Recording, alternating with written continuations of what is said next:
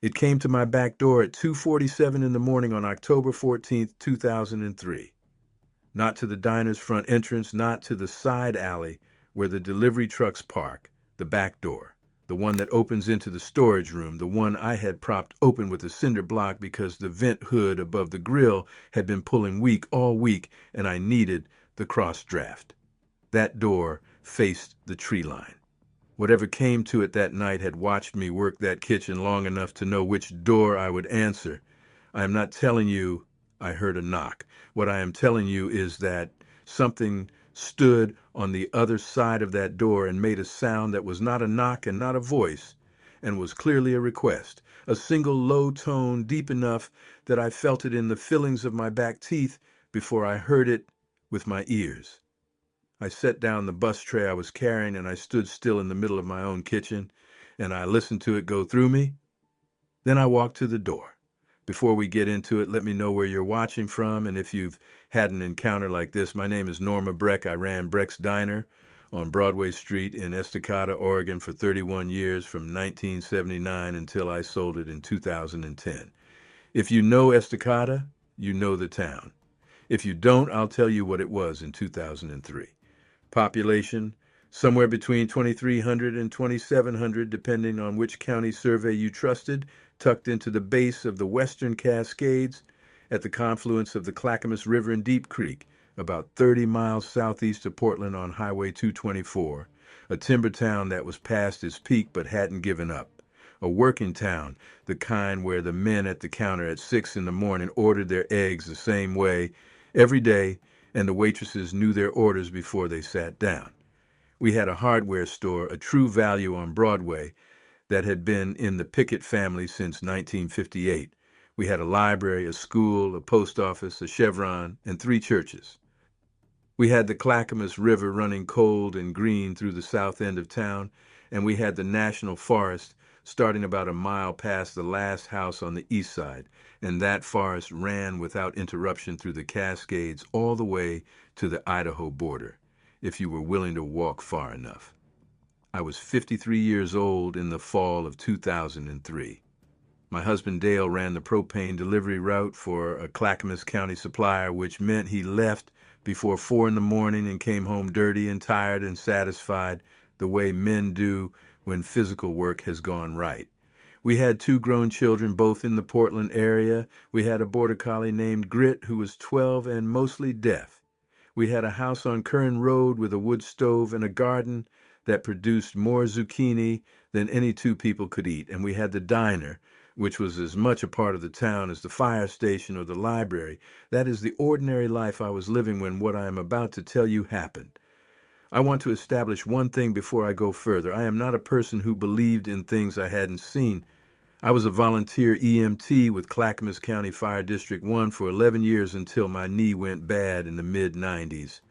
I know how to assess a situation. I know how to keep my head when what's in front of me is alarming. I know the difference between what I can verify and what I can only feel.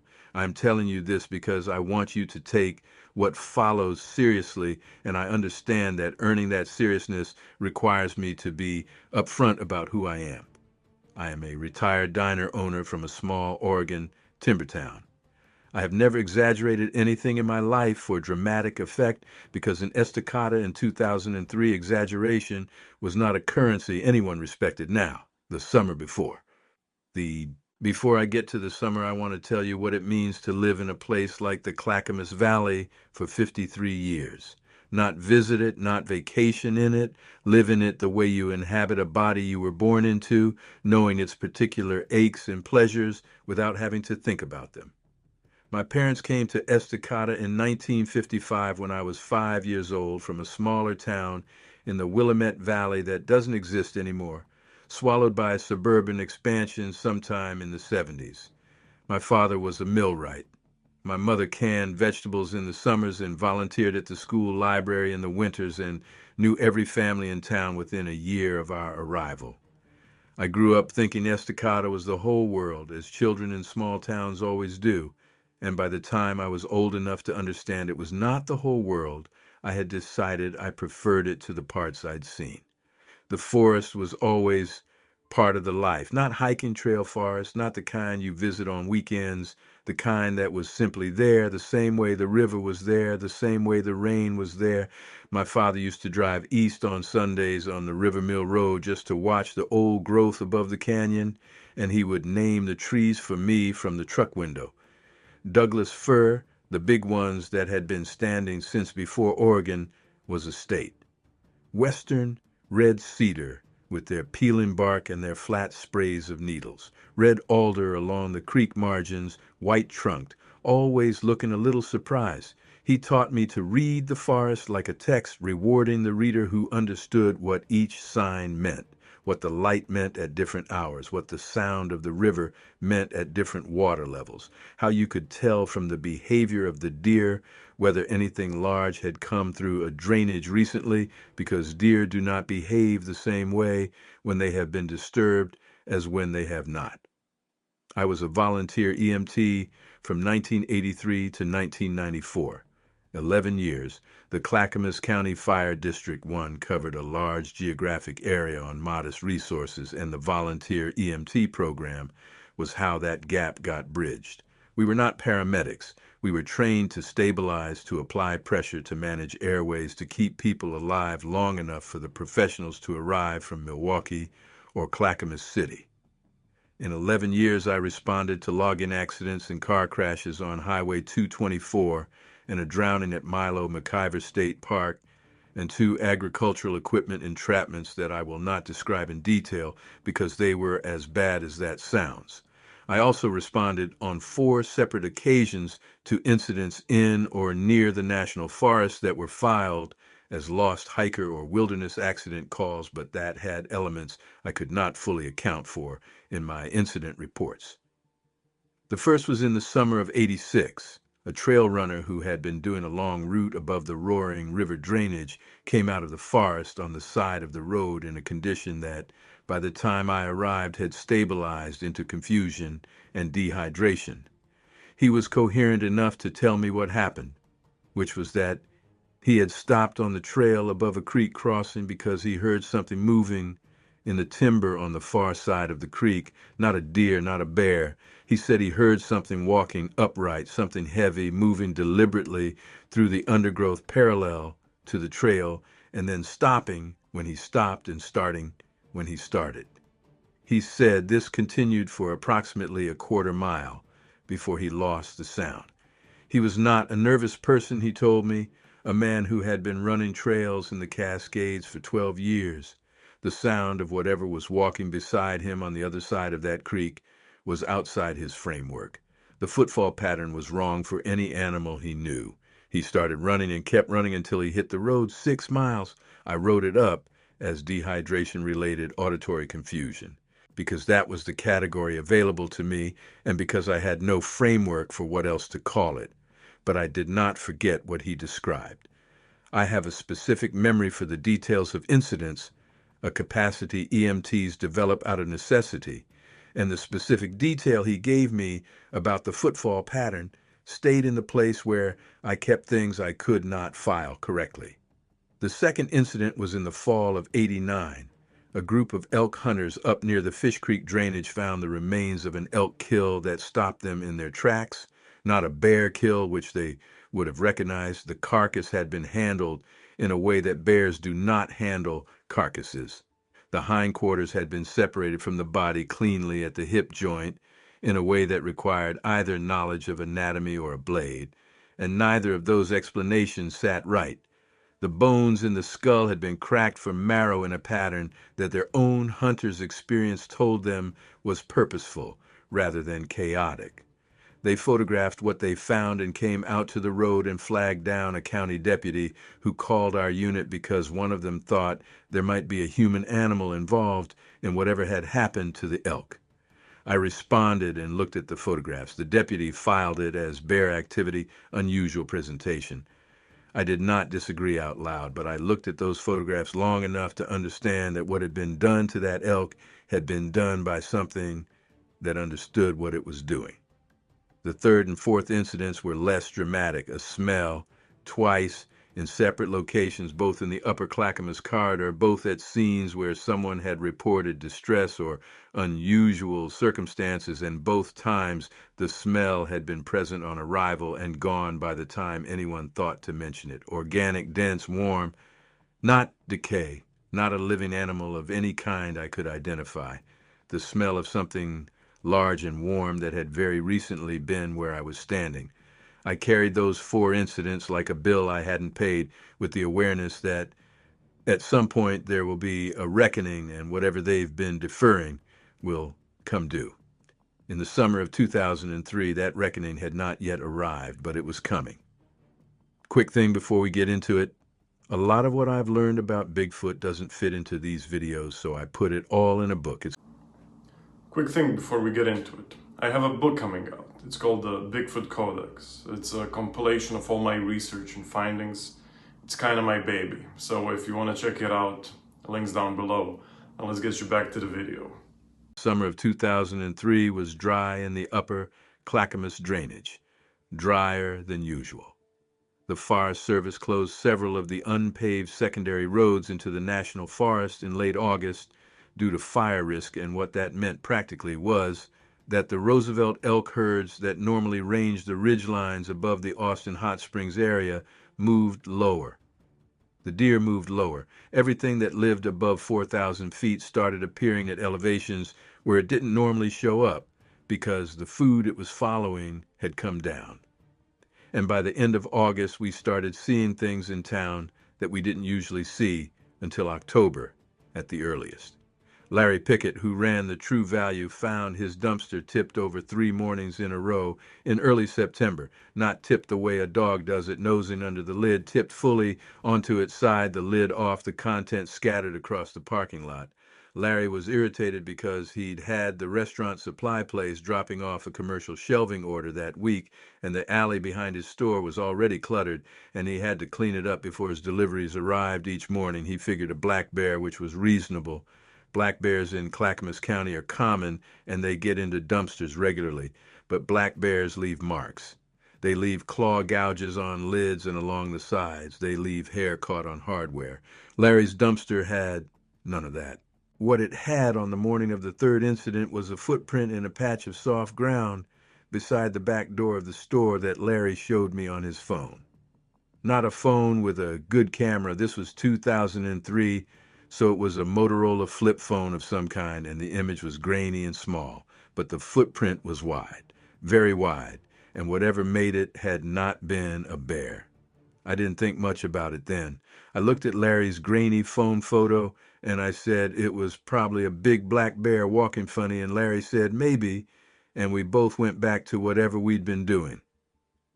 2 weeks later, Gwen Sparks, who taught 4th grade at Estacada Elementary and lived on the far east end of 3rd Avenue, called the County Animal Control Office to report that an animal had been in her side yard during the night. She had a chicken coop, 6 hens, and whatever had visited had not touched the chickens. It had, however, rearranged the 8-foot section of hog panel fence along the east side of the yard, bending 2 of the posts out of the ground and folding the wire panel back like the lid on a tin can. The posts were standard T-posts, metal, driven about 2 feet into the ground. Pulling them up and bending the panel back required either a significant mechanical advantage or force well beyond what any standard tool or animal could provide. Animal control came out and looked and said it was probably a bear and she should reinforce the coop. Gwen was not satisfied with this answer. She called me because she called me for most things. I went and looked at the bent fence and the pulled posts, and I did not say bear because I have seen a bear get into a chicken setup, and I know what that looks like. This was different. The bend on the panel was even and measured, as if a single, straight force had pressed along a line rather than torn through in a rush. I didn't say that to Gwen. I told her to call the county again and ask them to check for tracks in the soft ground around the coop perimeter. She did.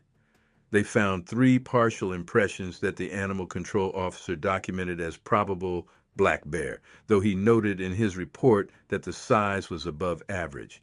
September moved into October. The rain came back, the way it always does in the western Cascades, not dramatic, just steady and gray, settling in like a house guest who knows they're staying. The diner got busier. It always does when the weather turns because people want hot coffee and food that tastes like home. I was working late on a Tuesday, which wasn't unusual. I often stayed past closing to do the books and the prep for the next morning. Dale knew the routine. I'd lock the front at 9, do an hour of paperwork, and be home by 11 unless the grease trap was acting up, in which case it was midnight or later. On the night of October 14th, I was still there at 2 in the morning because I had decided to do a full, deep clean of the walk-in cooler, which had been on my list for 6 weeks and kept getting pushed. The cooler was about 40 degrees and smelled of dish soap and old celery by the time I was done, and I was standing at the prep counter eating a cold piece of the coconut cream pie I'd made that afternoon and thinking about whether to do the inventory or just go home when the sound came through the back door. I had heard elk bugle before. I had heard them close in the fields east of town where they sometimes grazed in early morning. I had heard coyotes and great horned owls, and once what I believe was a mountain lion calling from the ridge above the Milo McIver State Park area. Though I've never been able to confirm that, I know what the Clackamas Valley sounds like at night. The sound that came through my propped back door was not on any list I had. It was low, lower than anything a human voice produces at conversational range, lower than a big man clearing his throat into a wooden barrel. It had a quality of pressure to it, not volume. The door was cracked about 4 inches on account of the cinder block, and the sound came through that 4 inch gap and moved through the kitchen, and I felt it in my back and my breastbone and the back of my jaw. It lasted approximately 4 seconds. Then it stopped. I did not move for a long moment. I want to be honest about what I was feeling. It was not the sharp fear you feel when someone jumps out at you. It was a deep fear, old and quiet, the kind that lives in the part of the brain that knows about large predators and dark nights and being alone and small. My whole body went still, the deep, old stillness of prey. But I was also a woman who had run a diner for 24 years at that point and who had handled 3 medical emergencies in her own parking lot, including 1 cardiac event and 2 car accidents, and the part of my brain that had been trained for exactly that took over from the part that was busy being afraid. I picked up the cast iron skillet from the hook above the stove, not because I thought it would do much good, because a weight in my hand helped me think. I walked to the back door and I pushed it open. The security light above the back door runs on a motion sensor. It had been on before I opened the door. I registered that before I registered anything else. The light was already on, which meant something out there had been standing in its range long enough to activate it. When I opened the door, I saw why. It was standing at the edge of the security light's reach, right at the boundary where the concrete apron behind the diner meets the gravel access lane, and the gravel access lane meets the edge of the unmowed grass that runs down toward Deep Creek. Right at that boundary, the distance of a being that had thought about how close to come. It was standing upright. It was tall. My back door is 7 feet to the top of the frame, and what I was looking at came up past the frame, not a little past, noticeably past. I later estimated 8 feet, possibly 8.5, but I am not going to be more precise than that because the security light was behind me and the edge of the light's cone was where it was standing, and precision requires better conditions than I had. What I saw most clearly was the arm, the left arm. It was extended slightly from the body, held out at about the angle you'd hold your arm if you wanted someone to look at your hand. The forearm was dark, covered in the same dense dark hair that covered the rest of it, the same near black that looked almost sable under the sodium wash of the security light. And there was blood, not a small amount of blood. A wound on the inner forearm, above the wrist, that had bled through the hair and was running in a slow line down toward the palm. In the light, I couldn't see the wound clearly, but I could see the damage. Something had cut deep into that forearm, something that had caught it and held it and torn through as it pulled free. I stood there with a cast iron skillet in my hand, and I looked at the arm, and then I looked up at the face. I am going to try to describe this accurately, and I am going to tell you now that language is inadequate for it. The face was not what the movies tell you it is. It was not the face I had been conditioned to expect by any illustration or documentary I had ever seen. It was heavier than a human face, broader through the brow and the cheekbones, the nose wider and more prominent. The brow ridge was pronounced in a way I associated with old anatomy textbook drawings of early hominids. But underneath all that structure, underneath what was physically different about it, there was an expression. There was something looking out at me that understood it was being looked at. Dark eyes set deep under that heavy brow, reflecting the light the way a dog's eyes reflect light when a car comes toward them in the dark, but steadier, more controlled, and the expression, if you can call it that, was pain. Not aggression, not fear of me. Physical pain, the particular exhausted look that a hurt creature carries, and something else underneath the pain that I have no better word for than asking. It was showing me the arm. It was holding the arm out so I could see the wound. It had come to the one door in my building that stayed propped open at 2 in the morning, the one door that faced the direction it had come from, and it was showing me what was wrong. I heard my own voice before I made a decision to speak. I said out loud, "Hold on." I do not know what I thought that would mean to it. I know what it meant to me. It meant I needed a minute. I turned back into the kitchen. I left the door open. I want to tell you what I did in the next 4 minutes because every decision mattered. First, I grabbed the dish towels, the clean ones I kept stacked near the prep sink, 6 of them, thick cotton that we use for dry work, not service. Then I went to the first aid kit, mounted on the wall next to the back door, a large commercial kit, the kind fire departments specify for food service operations, and I pulled it off the hook. Then I went back to the door. It was still there. It had not moved. This was the moment I understood something fundamental about what I was dealing with. Whatever had sent it into the edge of a working town and up to the back door of a lit diner at 2:47 in the morning had overridden every instinct that should have kept it in the forest. Fear of human contact, fear of light and smell and everything we carry with us, all of that had been overridden by the wound and by whatever reasoning had told it that here was a place that might be able to help. Coming to my door had been a decision, a calculated risk, and it was still standing there watching me come back with my hands full, which meant it had assessed what I was doing in those 4 minutes and determined I was not a threat. I crouched down in the doorway. Crouching was deliberate. I wanted to be smaller.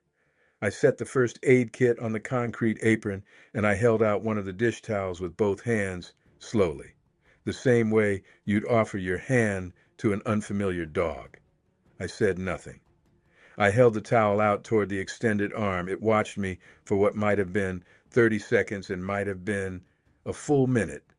Then it stepped forward, 2 steps which brought it fully into the security light, and the light fell on the arm, and I could see the wound, a deep lateral cut on the inner forearm, roughly 5 inches in length, running parallel to the bone.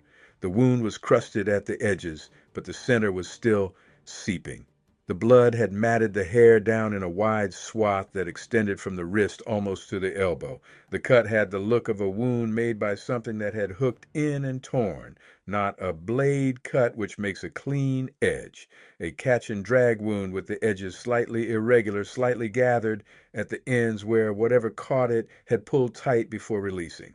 I pressed the dish towel to the wound. I had to reach up to do it. The arm was at approximately the height of my own face when I was crouching.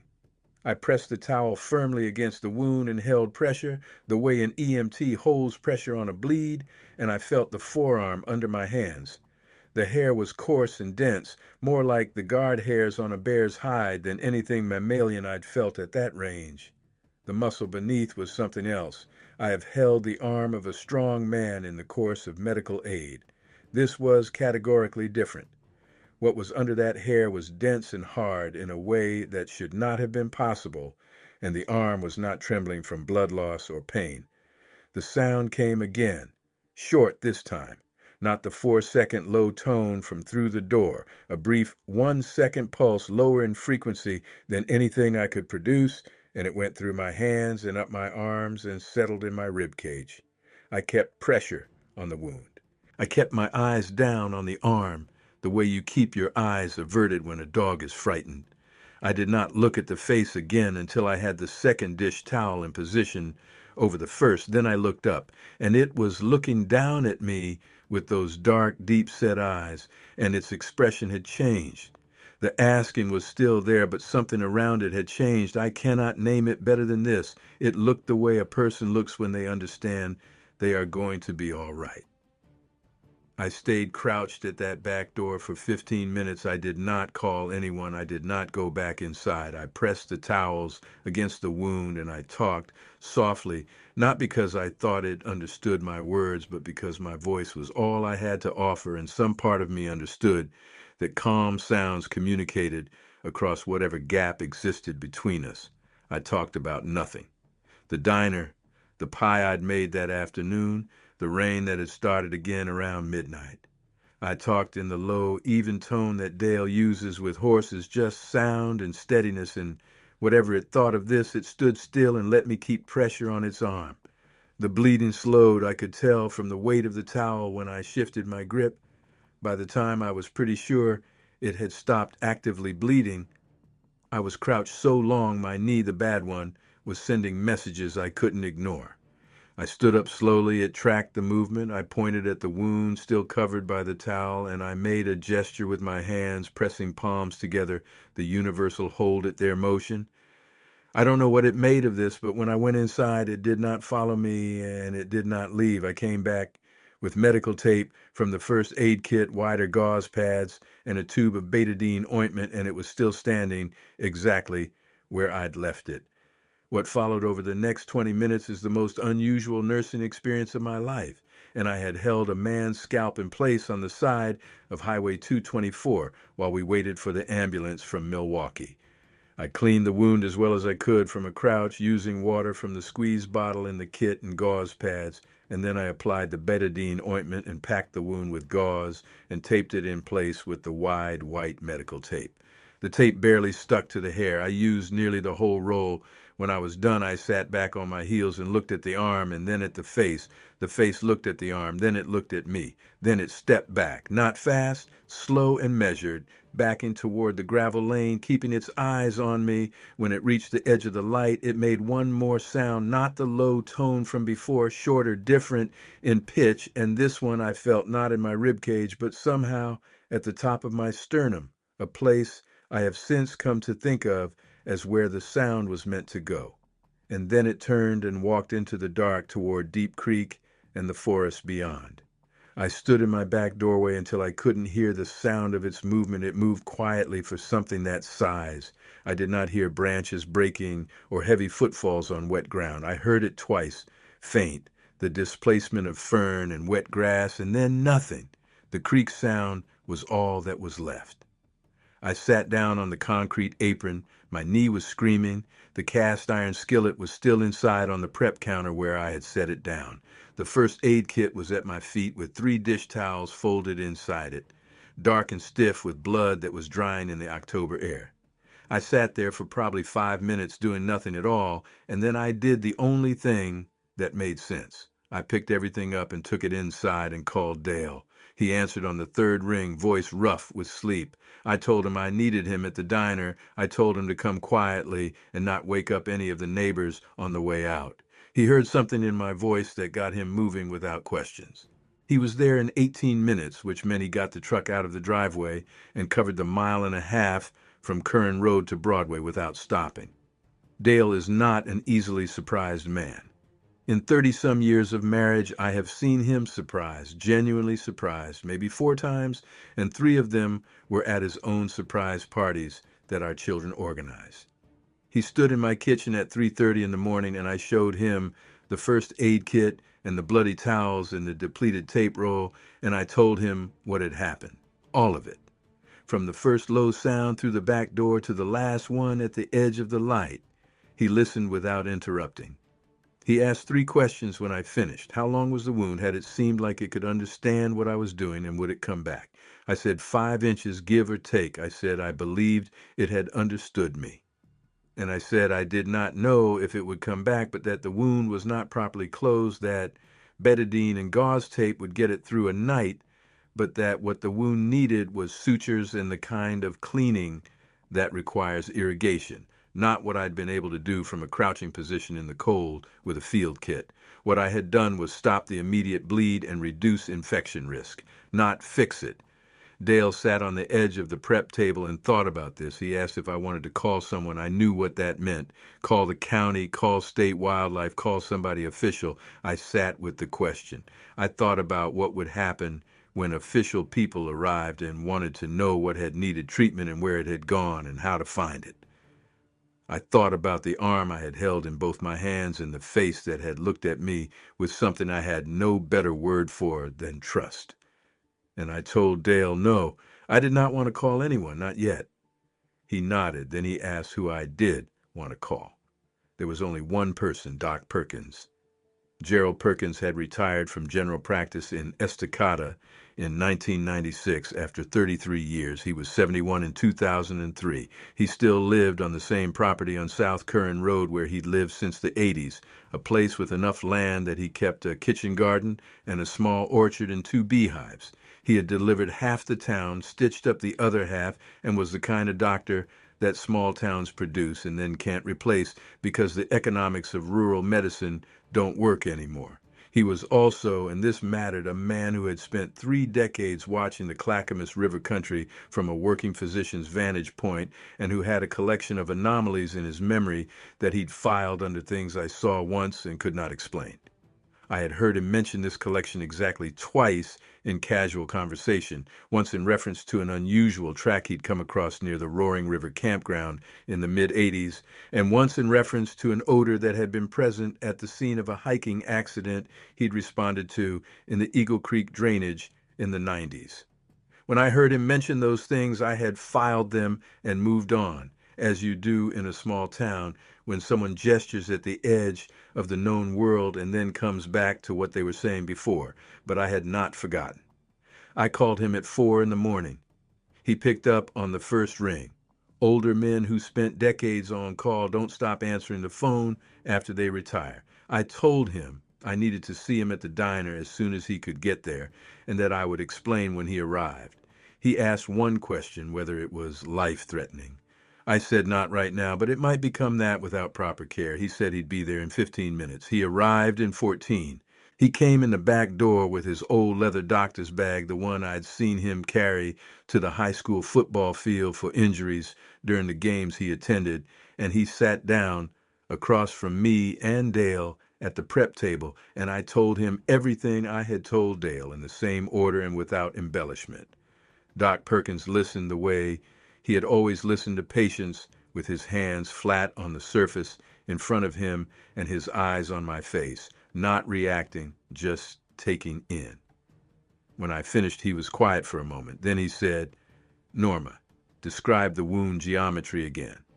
I described it, the length, the location on the inner forearm, the torn quality at the margins, the depth of the seepage. He listened, and I could see him running it through whatever diagnostic framework he still carried. It sounded like a cable wound, he told me, a wire cable, something with a loop mechanism that had caught the forearm, drawn tight, cut through, and released as the animal pulled free. He said he had seen similar wounds on elk and deer caught in illegal snares, though those were usually on the legs. He said a forearm wound suggested the individual had reached into a snare or wire mechanism, possibly to investigate or retrieve food, and the device had caught it, and the individual had pulled out of it rather than waiting for release. He looked at the bloody towels in the kit. He looked at Dale. He looked at me. He said, "You kept pressure and applied betadine?" I said, "Yes." He said, "Good.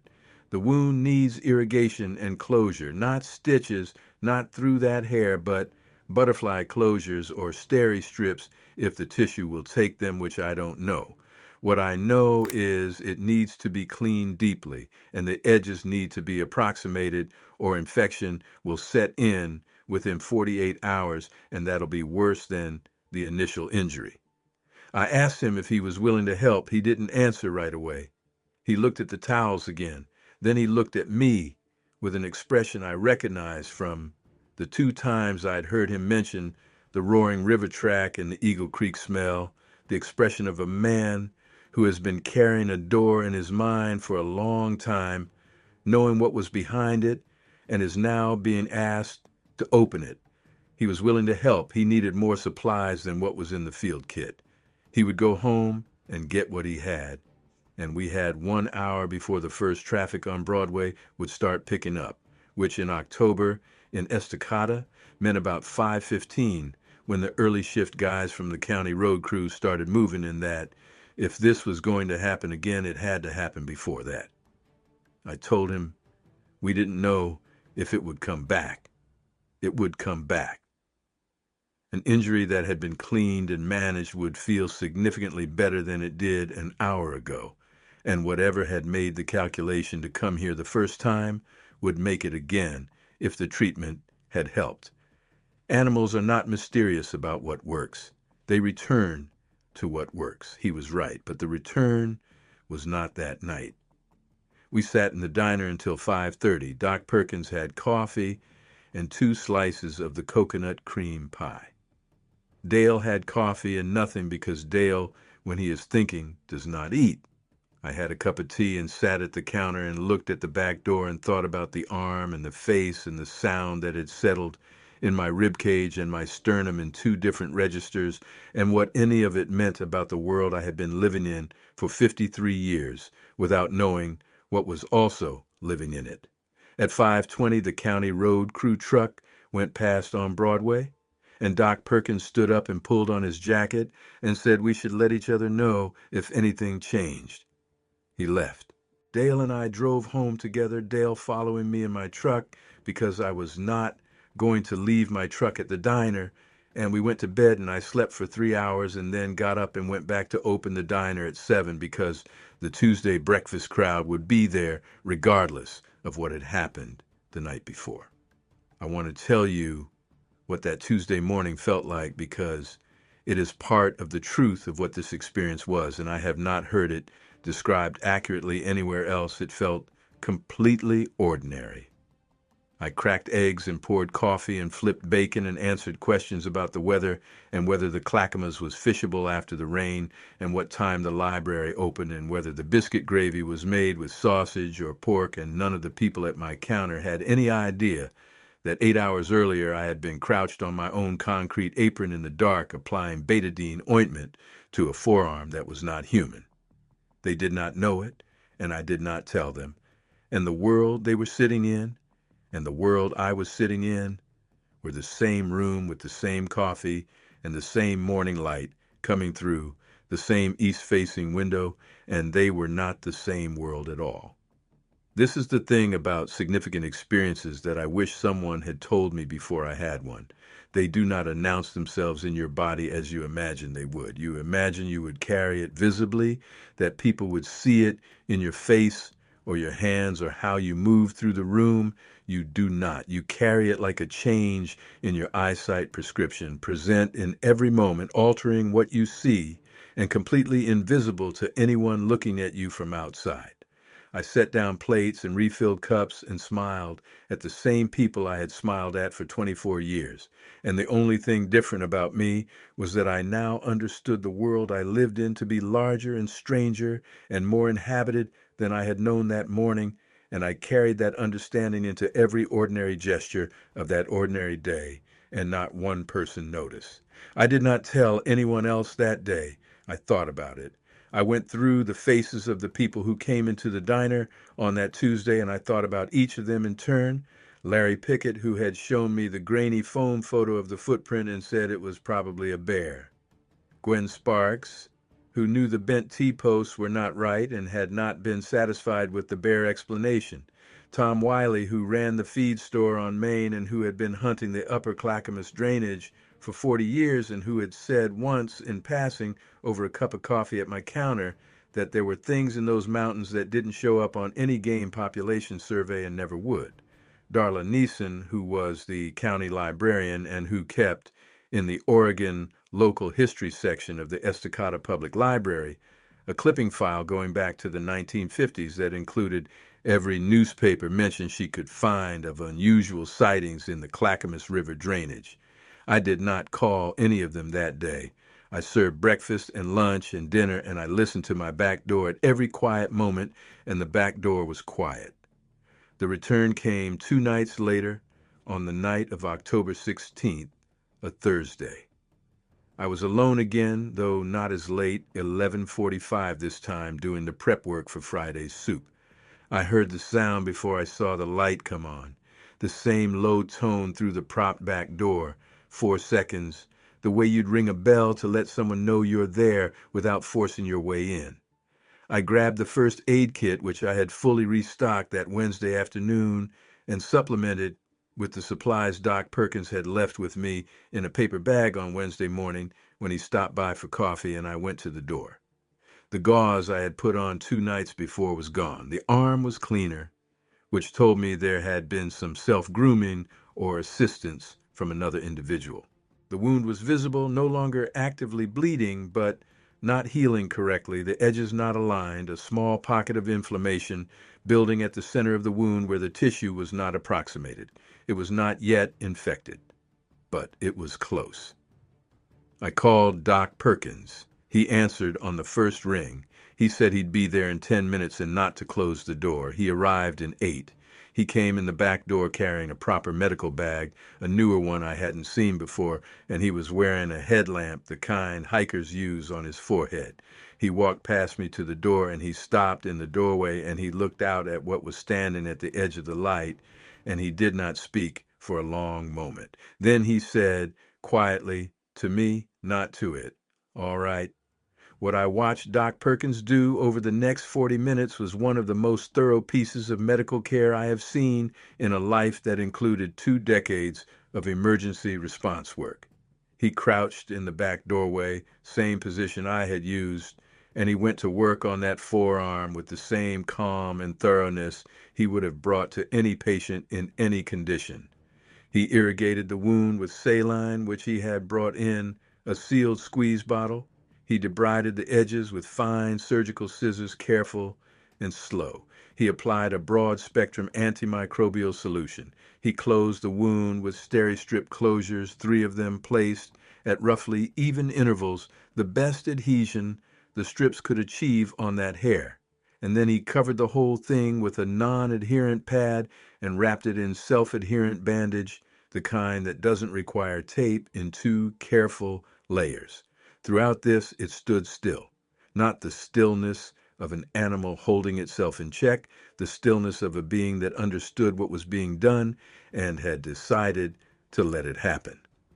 There were moments when Doc Perkins had to press on the wound margins to achieve better adhesion, and those moments produced a brief tension in the arm, but no withdrawal, no resistance. Once, at about the midpoint when he was working on the most damaged section of the wound, a sound came from it that was low and brief and had a quality I could only describe as indicating discomfort being acknowledged and accepted. Doc Perkins, without looking up from what he was doing, said, I know, the same thing he probably said to patients who flinched in his exam room and kept working. When he was done, he sat back on his heels and looked at the wound and then up at the face, and the face looked down at him. He said conversationally, the way you'd say anything to a patient as you're wrapping up, keep it dry, that's all you can do. A sound came back, not the low 4-second tone, shorter, different in register, and I watched Doc Perkins and I watched him receive it in his body the same way I had received it in mine, that settling of something that you feel rather than hear. He nodded once. The being stepped back. It turned toward the dark and it walked. Doc Perkins stayed crouched in the doorway until the sound of its movement through the wet grass was gone. Then he stood up slowly with the stiffness of a man in his 70s who has been crouched on concrete for 40 minutes. He picked up his bag. He walked into the kitchen. He washed his hands at the prep sink thoroughly the way a doctor does, wrist to fingertip twice.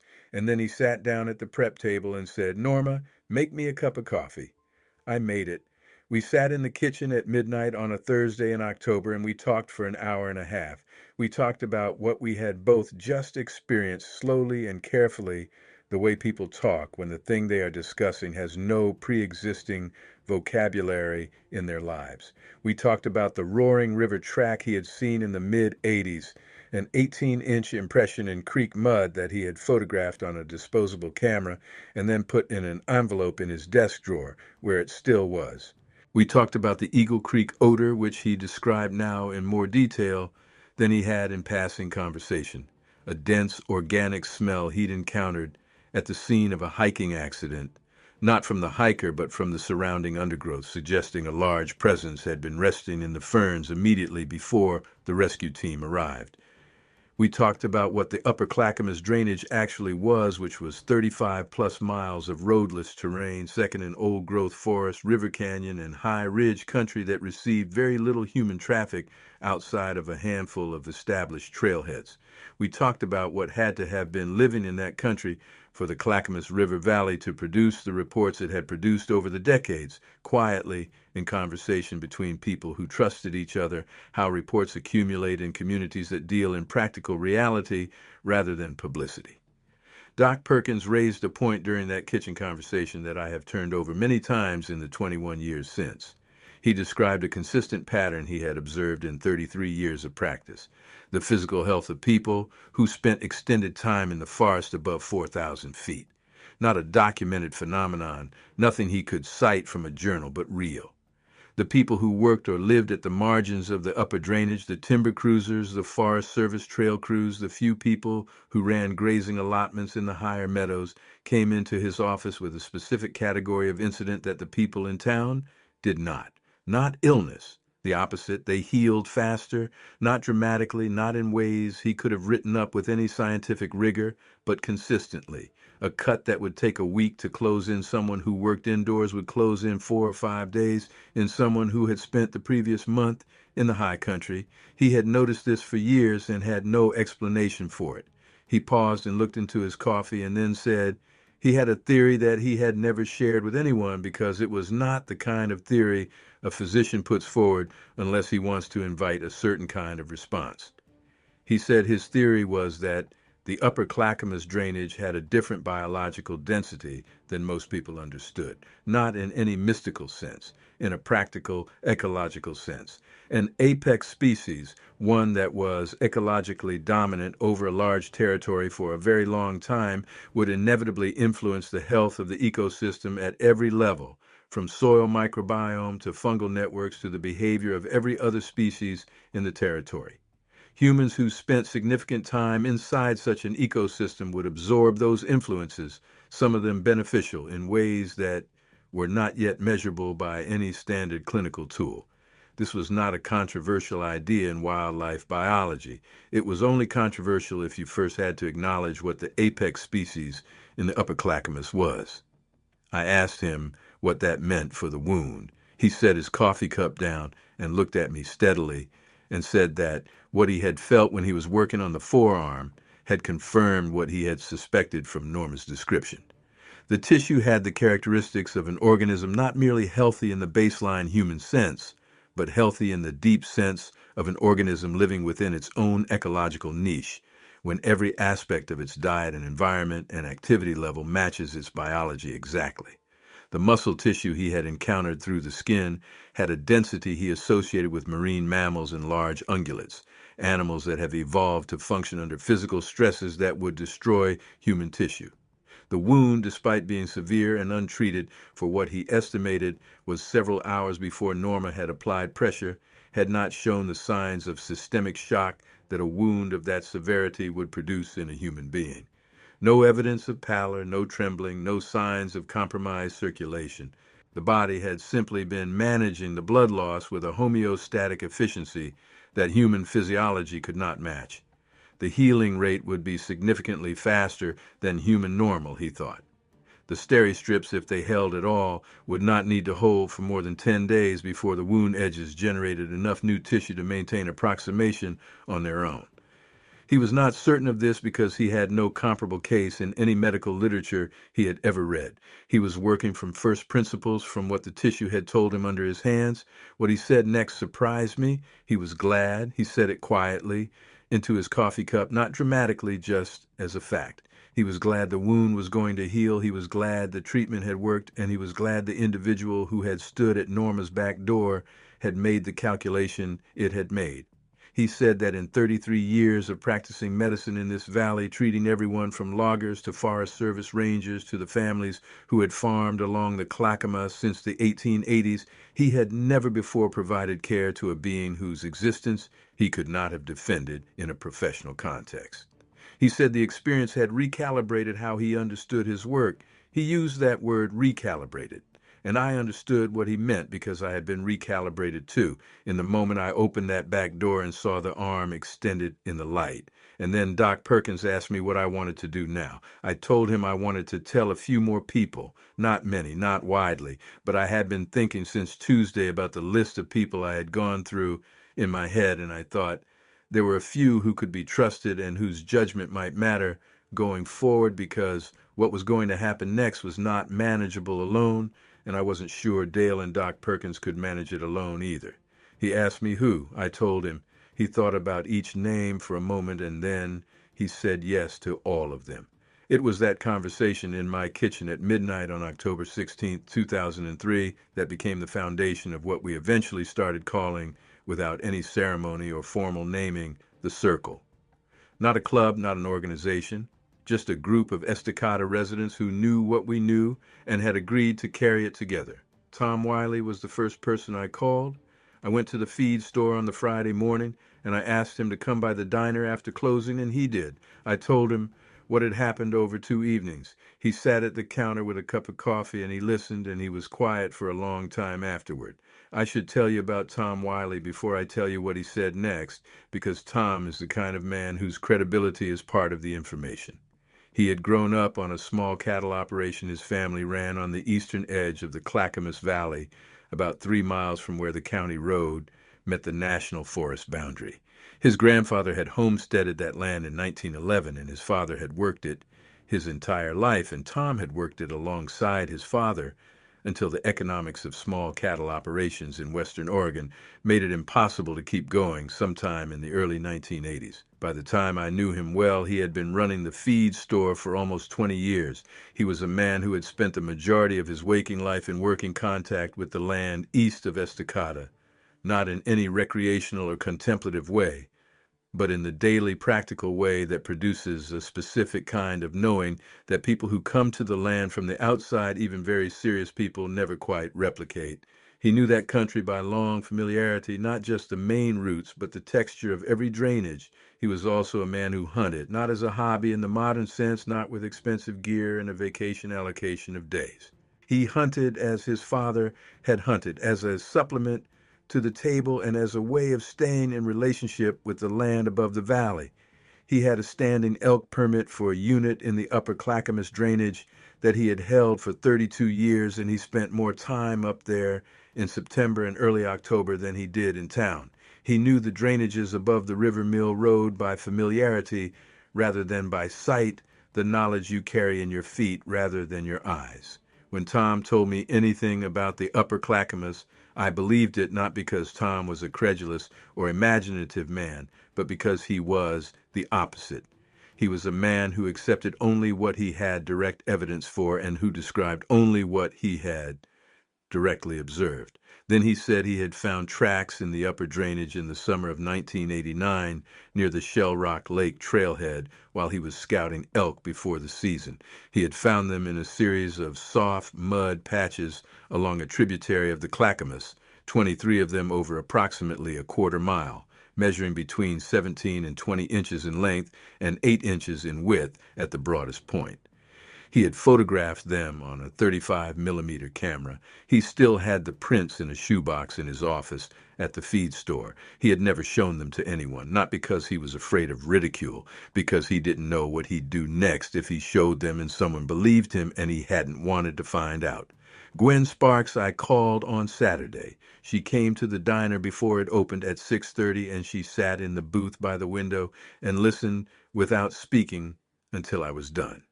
Gwen had been teaching at Estacada Elementary since 1988, which meant she had taught a generation and a half of Estacada children and knew their families with the specific intimacy that a long-serving elementary school teacher develops.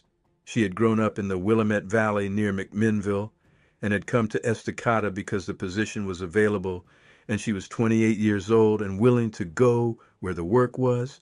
She had stayed because she fell in love with the town, not suddenly, but through the accumulation of ordinary days until the place becomes indistinguishable from the life you are living.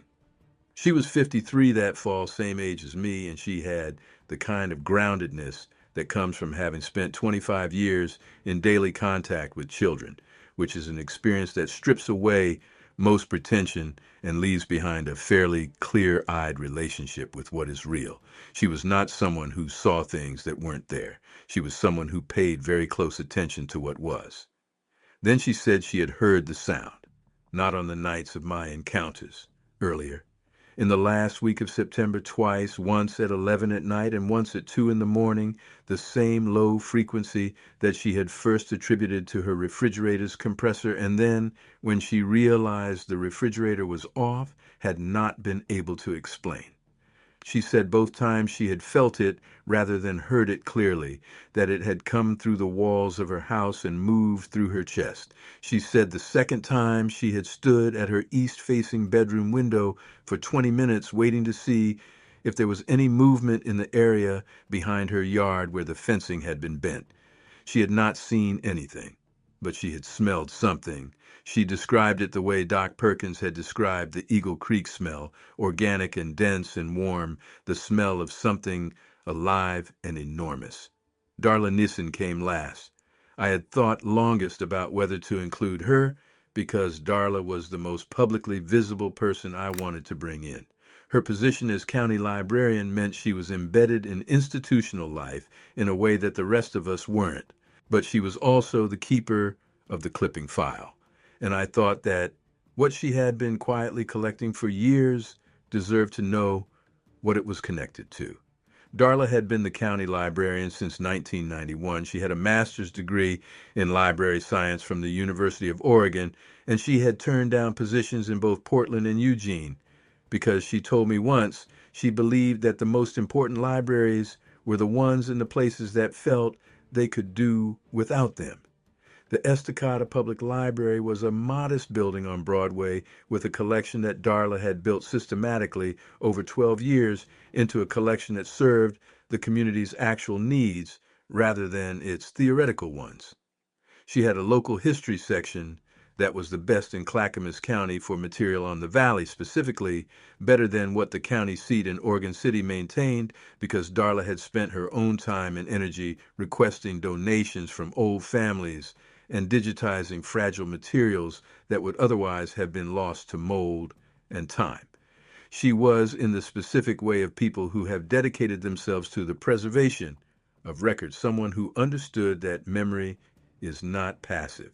Memory requires maintenance. Memory requires someone to decide over and over that a thing is worth keeping. The clipping file was a perfect expression of this. She had started it in 1993, 2 years into her tenure, when she came across a reference in a 1961 issue of the Clackamas County News to a rash of livestock disturbances on the farms east of Estacada that the paper treated as an agricultural nuisance story, but that contained, in the description of what the animals had encountered, details that did not fit any agricultural nuisance she recognized. She had pulled the thread and kept pulling, backward through the paper's archives and forward into the more recent issues, and what she had accumulated over 10 years was not a collection of Bigfoot stories, which was not how she would have described it. It was a collection of the valley's own unexplained record organized and cross-referenced with dates, locations, and page numbers and the names of every person quoted so that the pattern was visible to anyone who sat down with the whole of it and read it as it was meant to be read, as evidence of a consistent, recurring pattern that the valley had been producing without ever quite acknowledging it. I called her on Sunday, and she came over to the house that afternoon and sat at my kitchen table with Dale and Doc Perkins and Tom and Gwen and me, and I told the story one more time, and by the time I was finished, there were 7 people in the world who knew what had happened on the nights of October 14th and 16th in Estacada, Oregon. Darla said she had the clipping file with her. She had brought it in a manila folder, organized and tabbed with everything in order. She spread it on the kitchen table. 41 clippings spanning 50 years from the Clackamas County News and the Estacada News and the Portland Oregonian, and a couple of newsletters from the Oregon Department of Fish and Wildlife, reports of unusual tracks, of livestock disturbances in the farms east of town, of odors, of sounds that residents had heard and not been able to identify, of one photograph taken in 1977 by a logger working the timber above the Oak Grove Fork of the Clackamas who had died in a logging accident in 1983, without ever publicly discussing what he'd photographed. The photograph, which Darla had a photocopy of, showed the edge of a dark shape behind a large Douglas fir, partially obscured by underbrush. It was not a definitive image. It was the kind of image that reads as evidence if you already believe it and reads as shadow and bark if you don't. We looked at those clippings together for a long time, and what we were doing, all 7 of us, was letting the accumulated record of the Clackamas River country settle into the context of what had happened in my kitchen 2 nights before. The individual pieces were not proof of anything. Together they were a pattern. And the pattern said that whatever had come to my back door on October 14th had been living in the country above Estacada for a very long time, longer than any living person in that kitchen, and that the people of this valley had been glimpsing it at the margins of their daily lives for decades without anyone having the full picture. Tom said something at the end of that afternoon that I have carried with me since. He said that the question wasn't whether we believed it anymore. We were past believing or not believing. The question was what we were going to do with the knowing.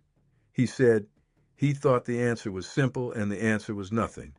Or rather, nothing different from what Estacada had already been doing for 50 years, which was going about its business and keeping quiet about what it glimpsed at the edge of the forest. Nobody disagreed. Nobody proposed calling state wildlife or the county sheriff or any journalist or researcher. What we proposed, what we arrived at together in my kitchen that Sunday afternoon, was a covenant of silence that had one exception.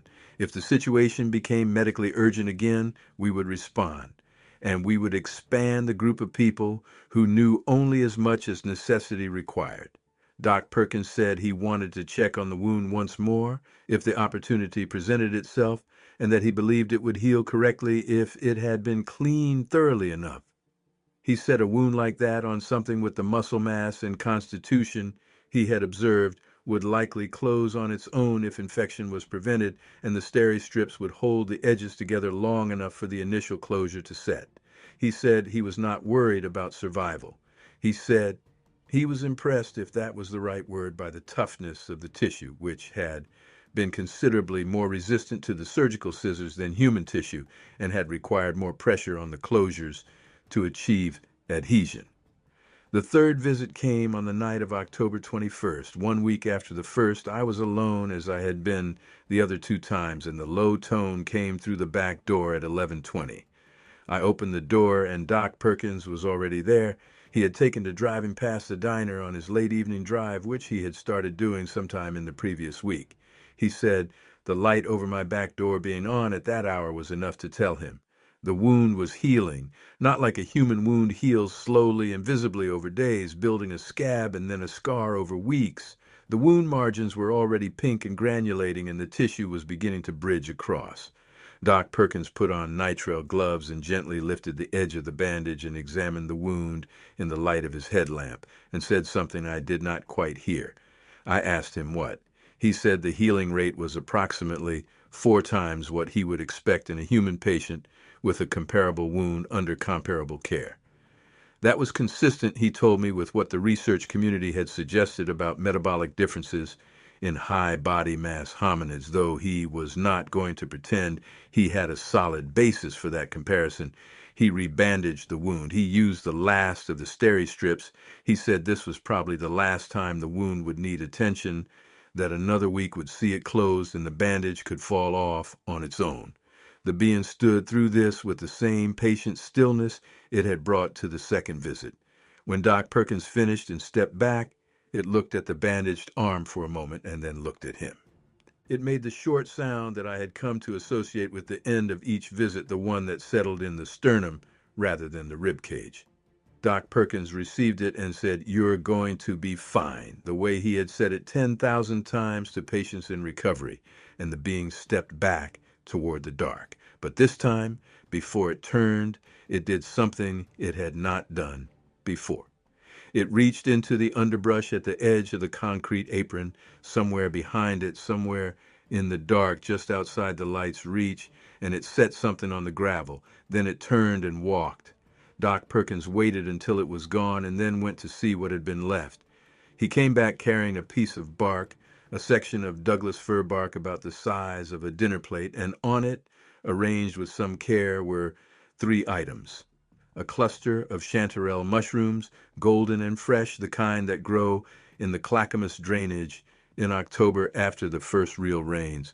A small bundle of dried fern fronds rolled and bound with a strip of inner bark from what I later identified as red alder, and a stone, a piece of basalt, smooth and river-rounded, that fit neatly in the palm of my hand. Doc Perkins and I stood at the back door of the diner at 11:40 at night and looked at what had been left on the bark plate, and neither of us said anything for a while. What we were holding was not an accident or a random dropping. The items had been gathered and arranged and placed on a surface and left where we would find them. Whatever this meant in the framework of whatever culture or practice had produced it, the act itself was comprehensible in human terms. It was a gift. More than that, it was an acknowledgement. We had done something, and something had been given back. I cooked the chanterelles the next morning in butter and served them on toast as the day's special.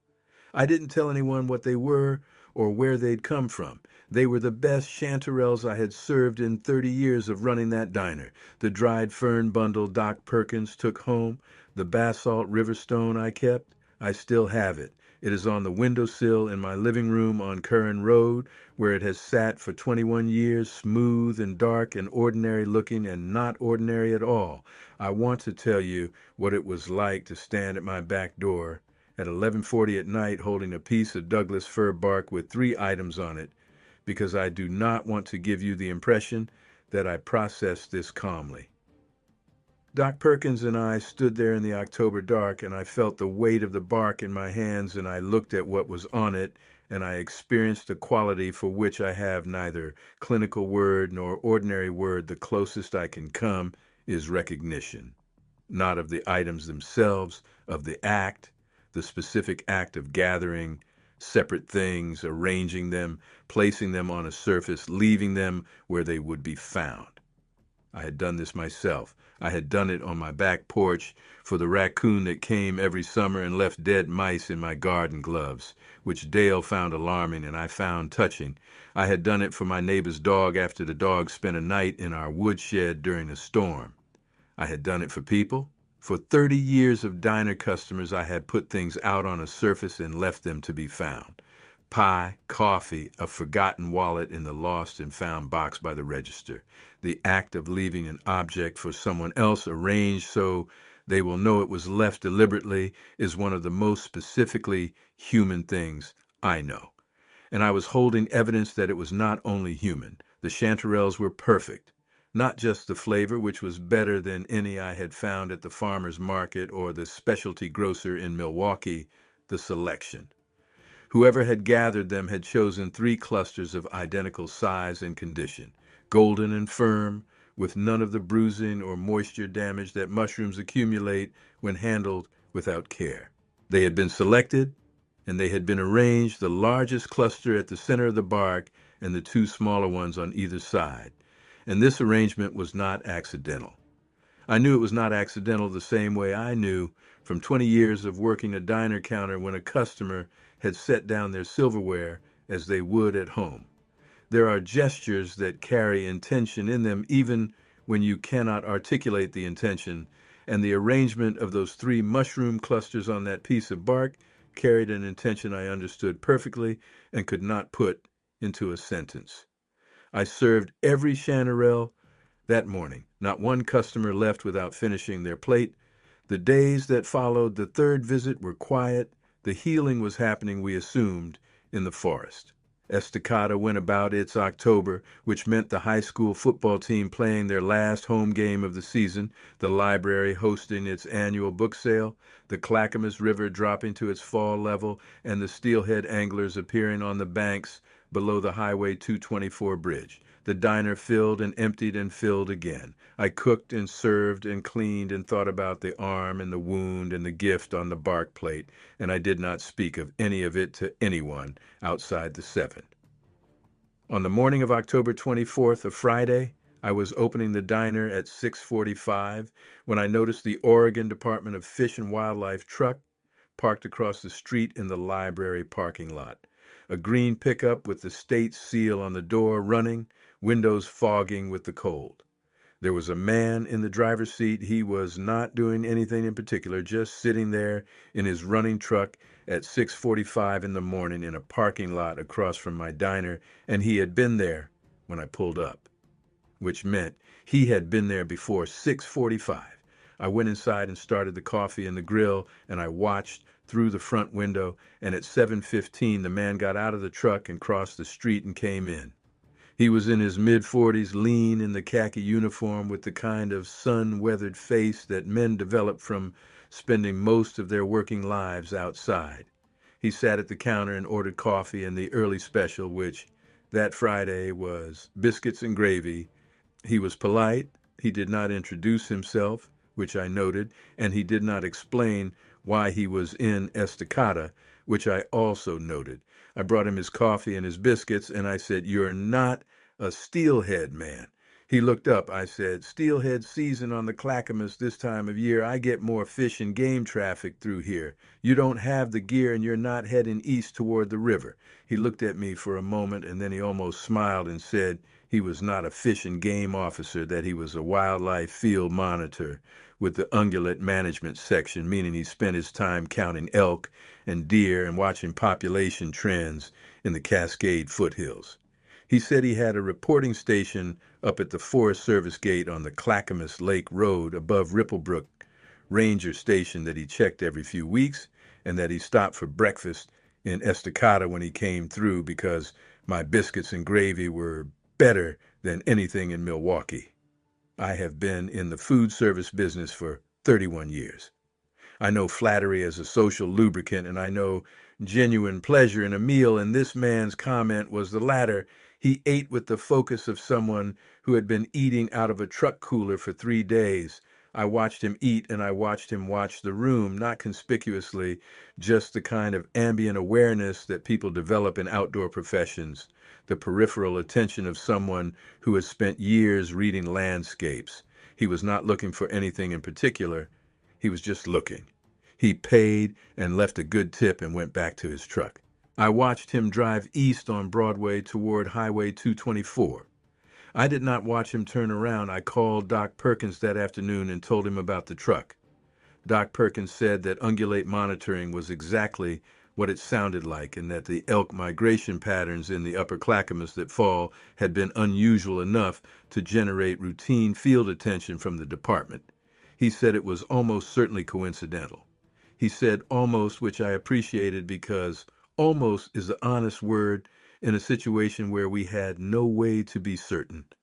The truck did not come back that week. It did not come back the following week either. Whatever the monitoring officer had been doing in the upper drainage, it was not related to anything in my back alley, and I gradually let the tension around his visit dissolve. But the tension had served a useful purpose.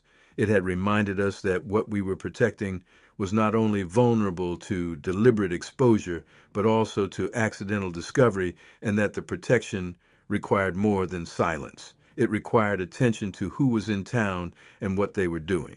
This was how Tom Wiley came to take on the role he kept for the better part of the next decade. Tom's feed store put him in contact with almost every rancher, farmer, and working landowner in the Estacada area, and he knew most of the Forest Service personnel and county road crew by name, and he had a sense for which visitors to town were passing through and which were in town with a purpose. He did not do this formally. He never called it anything. He was just a man who paid attention and told the rest of us when attention was warranted. The being came once more in 2003, on the night of November 8th, 3.5 weeks after the third treatment visit. It was a different kind of visit. No injury, no need for treatment. It came to the edge of the light and stood there for perhaps 5 minutes, and I was the only one there, and there was no exchange of anything practical. We looked at each other across the space between my back door and the gravel lane. The wound was not visible from where I stood. The arm hung at his side, which was all I needed to know about whether the healing had gone as Doc Perkins expected. Before it left, it made a sound, not the low tone from the first visit, not the acknowledgement sound from the third, something different in a register I had not heard before, a longer and more complex vocalization that had the quality of a complete sentence in a language I did not speak. 4 or 5 distinct tonal elements, each with a slightly different pitch and duration, organized in a sequence that had a discernible shape, a beginning and a middle, and something at the end that dropped with the finality of a statement that has said everything it intended. I did not know what it was saying, but I felt, in a way I could not have justified to anyone who had not been there, that I understood what it was about. It was about this, about the 3 nights and the back door and the gauze and the chanterelles on the bark plate, about the fact that something had happened between the edge of the forest and this particular town and this particular back door that would not unhappen. It was about acknowledgement, about the record of it existing now in both directions.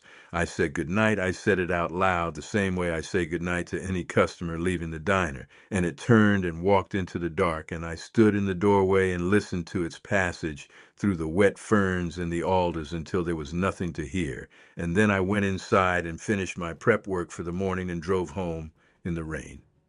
That November visit was the one I thought about most in the years that followed.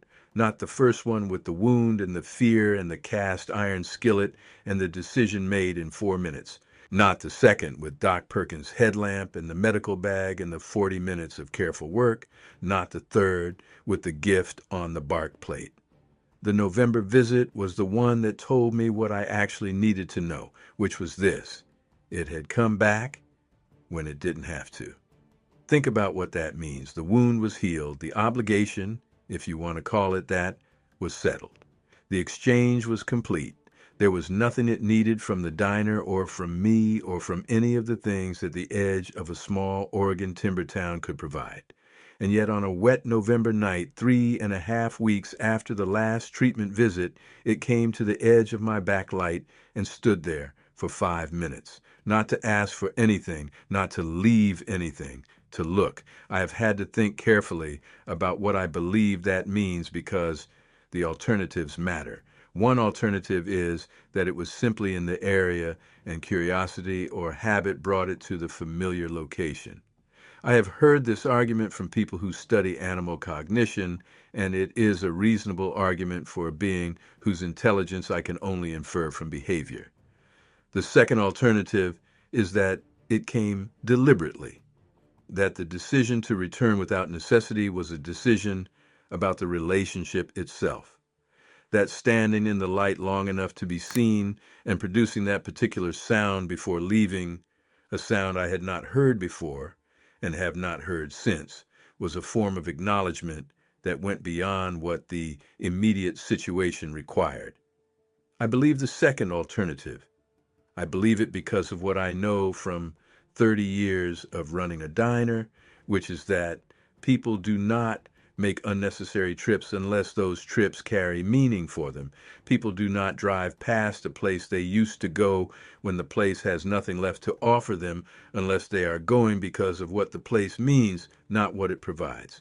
I know this from watching people who came in for coffee and sat at the same stool and looked out the window at the same street for 20 years, not because the coffee was exceptional, but because the routine of coming was the thing that mattered, the small daily act of being in a place where you were known. Whatever I had become in the 3 visits of October 2003 warranted a return trip. That is what I took from the November visit. That is what I still believe. And I said good night, because that is what you say to someone who has come by to check in. That winter was quiet. November brought the kind of sustained rain that the Clackamas Valley does better than almost anywhere in the Pacific Northwest, 3 and sometimes 4 inches a week, the Clackamas rising into its winter bank full stage, the roads east of town getting slippery and difficult. The 7 of us met twice more before the end of the year, once at my house and once at Doc Perkins' place on South Curran Road, and the meetings were not about strategy or planning. They were about the fact that humans who carry unusual knowledge need somewhere to put it. We ate and we talked and we kept each other company in the specific fellowship of shared secrets, which is a different fellowship than ordinary friendship and more durable in some ways. Gwen Sparks reported that the nocturnal sounds she had been hearing through her east wall continued through November, the same low frequency, irregular in timing but consistent in quality, and that they no longer frightened her. She said she had begun to experience them the way she experienced the sound of the creek, as a feature of living where she lived, a sound that belonged to the specific acoustic landscape of the east side of Estacada, in the same way that the Douglas firs in her backyard belonged to it, or the Roosevelt elk that sometimes moved through the Milo McIver fields in early morning. Darla said she had quietly expanded her clipping file to include not just local reports, but the broader regional record from the Upper Clackamas and the Molalla River corridor to the south, which shared similar terrain and elevation and habitat. The pattern held. 40 years of accumulated peripheral accounts, none of them definitive, all of them pointing at the same country from the same distance, describing the same margin, the place where the known world and the forest meet, and a different kind of attention looks back. Tom went out to the Shell Rock Lake trailhead on a clear day in late November and checked a section of trail he knew for fresh sign. He found it. Not prints. The ground was frozen and the soft mud sections were solid, but a tree twist about a quarter-mile from the trailhead on a red alder about 8 inches in diameter, where the trunk had been torqued and split from about 4 feet above the ground. Tree twists, for those who don't know, are one of the most commonly reported Bigfoot-associated sign markers in the Pacific Northwest research community. The force required to twist and split an 8-inch alder trunk at 4 feet of height against the grain of the wood is beyond what a human can produce without mechanical advantage. Tom said he had seen similar structures twice before in the upper drainage and had always photographed them and moved on without saying anything. He photographed this one too. He had a shoebox of photographs in his office at the feed store that he called his own clipping file. And at some point during that winter's meetings, he and Darla compared notes and the geographic record they built together, cross-referencing their individual collections, covered the Clackamas River corridor from the Ripplebrook Ranger Station at the edge of the National Forest to the lower foothills east of Estacada in a way that covered the corridor more completely than either had managed alone. The winter passed. 2004 came and went without incident. The back door of the diner was propped open on warm nights when I worked late, and on cool nights it stayed closed, and the cinder block sat beside the door, and I did not remove it. Dale sometimes asked me if I thought it would come again. I said I didn't know. I said it probably would, on its own schedule, in its own way, and that when it did or didn't was not within our control. I want to tell you what it is like to carry a secret like this inside the ordinary life of a small town, because I do not think it is what most people imagine. Most people, when they think about carrying a significant secret, imagine a kind of dramatic tension, a constant awareness of the gap between what you know and what you can say. That is not what it was like, or not primarily. What it was like most of the time was ordinary. I opened the diner at 6:45 and I made coffee and I cracked eggs and I listened to the morning conversations at the counter and I thought about inventory and scheduling and whether the walk-in needed its coils defrosted, and the secret was simply present in me, not painful, not demanding attention, the way a healed injury lives in the body without announcing itself. A changed thing in the structure of how I understood the world. What did change was how I listened. Before October of 2003, when the conversation at the counter moved toward the forest or the river or unusual things seen on the east roads, I listened with the general attention I gave to any conversation. After, I listened differently. I listened for the specific quality of statement that people make when they have witnessed something they cannot explain and are feeling their way towards saying so to someone they trust, to someone they trust. There is a rhythm to this kind of statement in a small town. It arrives sideways, embedded in a story about other things, and it is usually brief and usually followed by a retreat into safer material. A man would be talking about elk movement in the upper drainage, and he would say, "The thing is, there's sign up there that doesn't belong to any elk." And he would pause, and if the pause was met with silence or a topic change, he would move on and not return to it. I started meeting those pauses differently, not by confirming what they were suggesting. I was not willing to open that door for people I hadn't vetted, but by staying in the space of the pause long enough to let them know the space was available if they wanted to use it. Over the course of 2004 and 2005, I had 6 separate conversations at the diner counter that lived in that space. A timber cruiser who had been working a section near the upper Clackamas River tributary reported ground disturbance patterns he couldn't account for, consistent over several weeks, in a way that suggested a regular route through a specific section of old growth. A retired county road crew foreman who had worked the Clackamas River Road for 20 years described sounds he'd heard on 3 separate dawn shifts over as many years that he had never told his crew about because he didn't want the discussion. A woman who ran a small horse operation on the lower flanks of the foothills mentioned that her horses had been acting strangely on certain nights for as long as she could remember, specific nights, not random, as if a regular presence was moving through the area on a pattern her horses could detect and she could not. None of these people were looking for confirmation of what they suspected. They were looking for a place to put the information. I let them put it there, and I filed it in the place where I kept what couldn't go anywhere official, and I added it to my own understanding of how saturated the valley's peripheral experience actually was. Dale's adaptation to knowing was different from mine, and I watched it with the particular attention spouses develop for each other's inner weather. He was not a man who processed things through conversation. He processed them through behavior. What I noticed over the months that followed October 2003 was that he began paying different attention to the upper drainage on his propane delivery runs. Several of his stops were in the foothills east of town farms and a couple of Forest Service maintenance facilities that used propane for heating. He began staying a few minutes longer at those stops, not for any stated reason, but I could tell from the timing of his returns that he was taking more time on the eastern routes. When I asked him about it once, he said he was just looking. I asked at what? At the country, he told me. He'd been driving those roads for 15 years, and he wanted to know if he'd been looking past what was there. I thought that was as honest an answer as I could have hoped for from a man like Dale, who would never dress up what he was doing in language it didn't need. What we did have control over was how we held ourselves.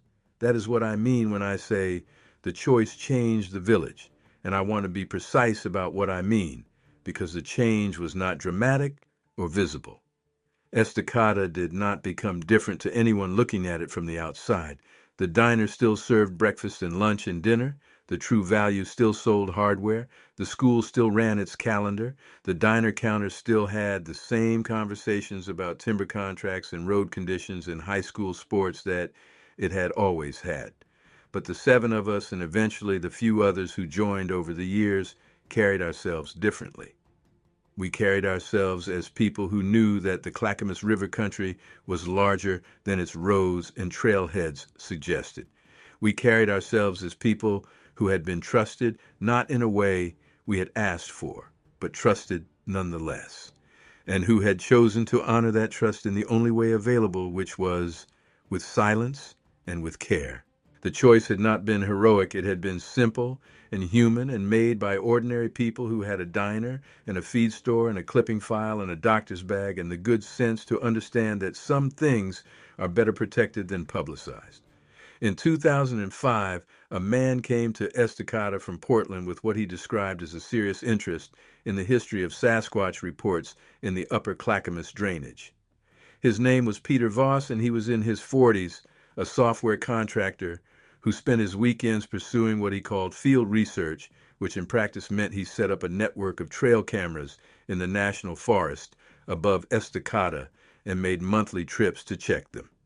He stayed at the motel on Highway 224 and ate breakfast at the diner because everyone eating in Estacada in 2005 ate at the diner, and over the course of 2 months he had several conversations with me and with Tom Wiley and with a couple of other town residents and with the approach of someone working up to a question they were not sure how to ask.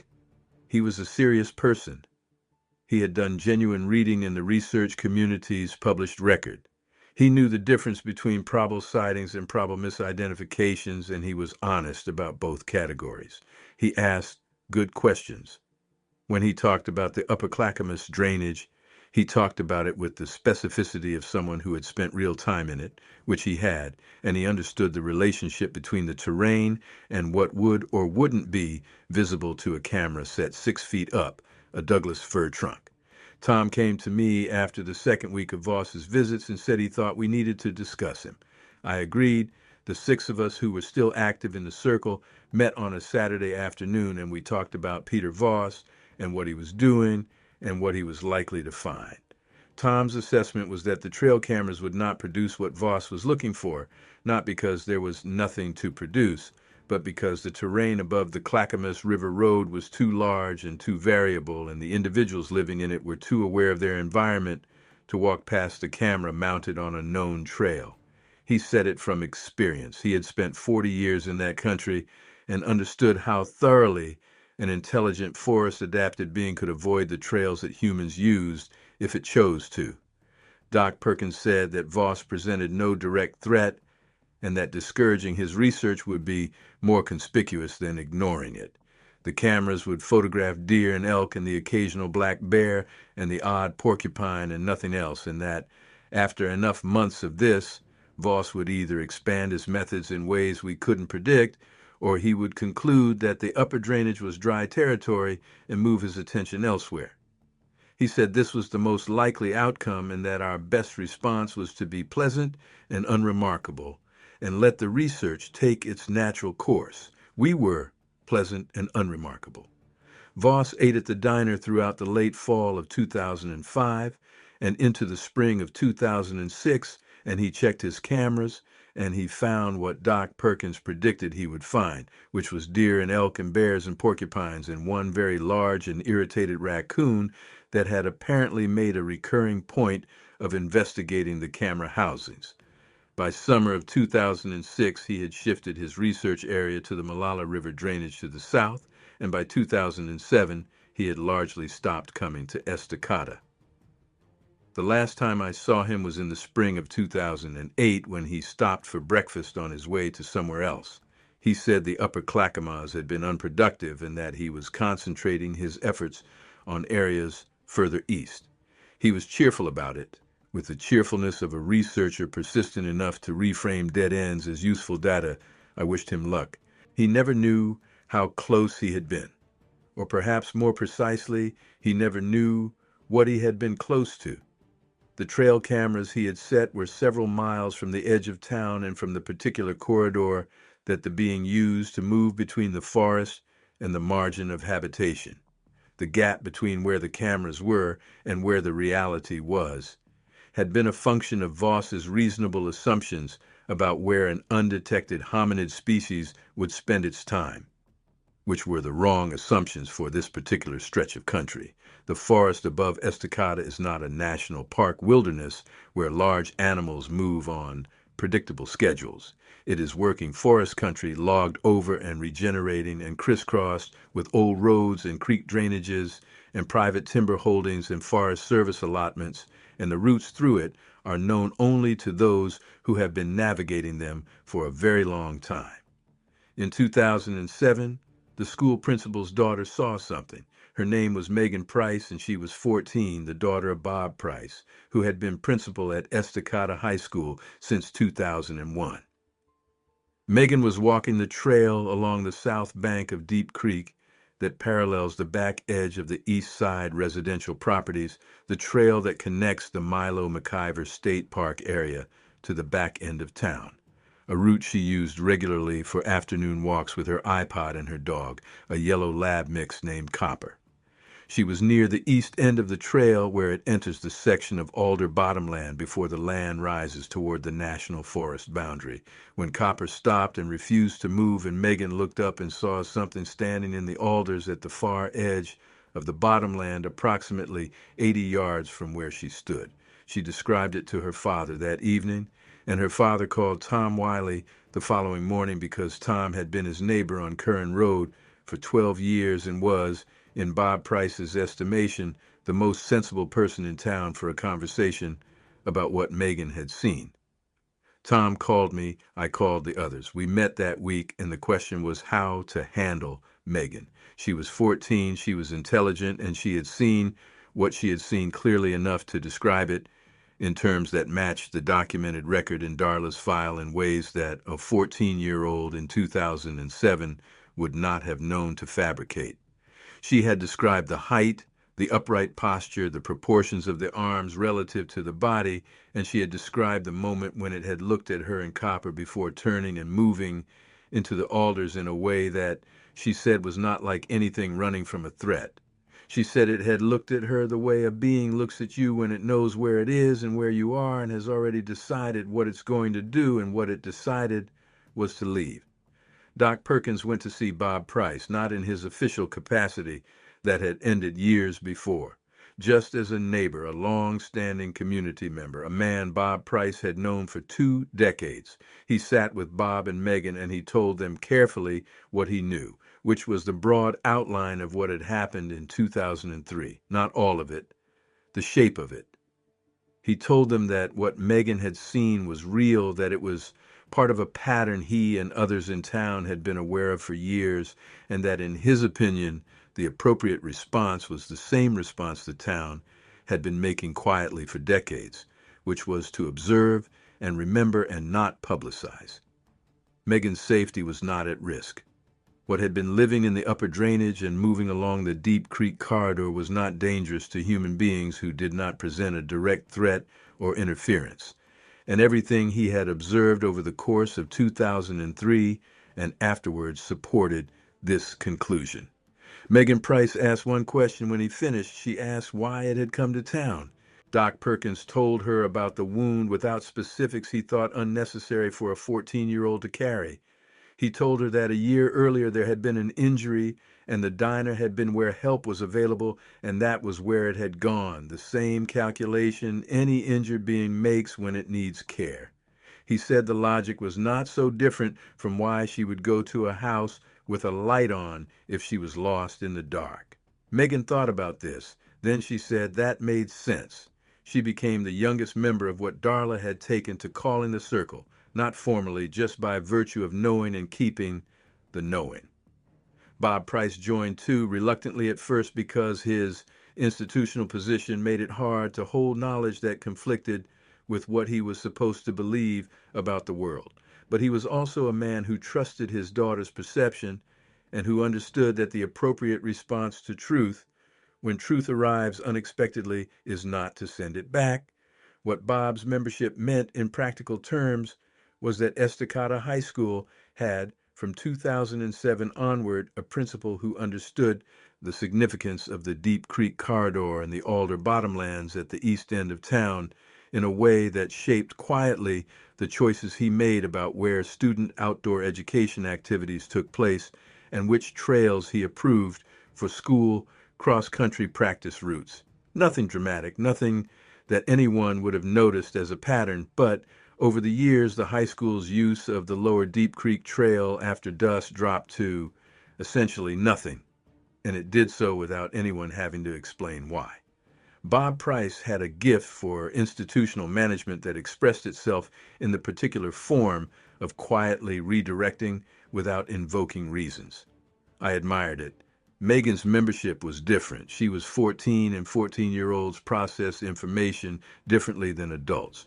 What she had seen in the Alder Bottomland had not frightened her, and I was glad of this, but I was also paying attention to how she metabolized it over the months that followed. I saw her at the diner occasionally, with friends after school, or coming in for a piece of pie on a Saturday afternoon, and I watched how she moved through the town knowing what she knew. What I noticed was that she became more interested in the forest, not in the sensationalist mode of a teenager who has acquired a secret and wants to leverage it, in the mode of a person who has encountered a reality at the boundary of her understanding and has decided to move toward it rather than away. She started going on longer walks on the Deep Creek Trail. She started asking Tom Wiley questions at the feed store about the upper drainage, specific questions about elk behavior and understory vegetation and creek hydrology that were the questions of someone who had been doing serious reading. Tom told me about these conversations, and what he noted was that Megan was building a framework of knowledge about that country that would serve her well as an adult.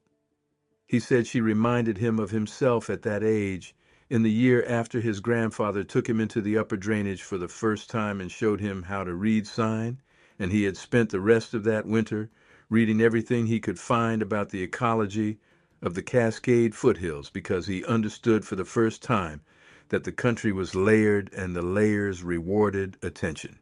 The years between 2007 and 2012 were the most stable period the circle had. The membership held, the diner continued, the clipping file continued to grow. Tom maintained his informal watch function at the feed store. Doc Perkins made his evening drives past the diner on nights he thought the timing or the conditions warranted. Nothing dramatic happened. The forest above the Clackamas held its distance in its silence and its presence, which was a presence we had all learned in different ways and at different rates to feel the way you feel the river, even when you can't see it from where you're standing. The years stacked up after that, 2008, 2009, 2010, when I sold the diner to a young couple from Portland who had enough idealism and savings to take on the particular grief of restaurant ownership, which is a grief I tried to describe honestly to them over the course of several conversations, and which they absorbed with the cheerful certainty of people who have not yet been tired enough. They kept the menu, they kept the counter, they changed the name briefly and then changed it back because the town didn't respond well to the new name, which was expected. I retired to the house on Kern Road. Dale was still running his propane route. Grit the Border Collie had died in 2005, and we had eventually gotten another dog, a younger Border Collie we named Pitch, black and white and relentlessly energetic in a way that reminded me of Estacada in the early 2000s, full of energy that had nowhere particular to go and was going everywhere anyway. Doc Perkins died in 2012. He was 80, and he went in his sleep, and his daughter found him in the morning in his chair in the room where he kept his medical books and his beehive equipment and the photograph of the roaring river track in the envelope in his desk drawer. His daughter sent the photograph to me because she had found the envelope and found inside it a card in her father's handwriting that said simply, "Give this to Norma Breck if I'm not around to give it myself." I put it in Darla's file, which by 2012 had grown from a manila folder to a binder to two binders. It lives on a shelf in the Estacada Public Library's local history room in a section that Darla has always filed under the heading Clackamas County Wildlife and Natural History.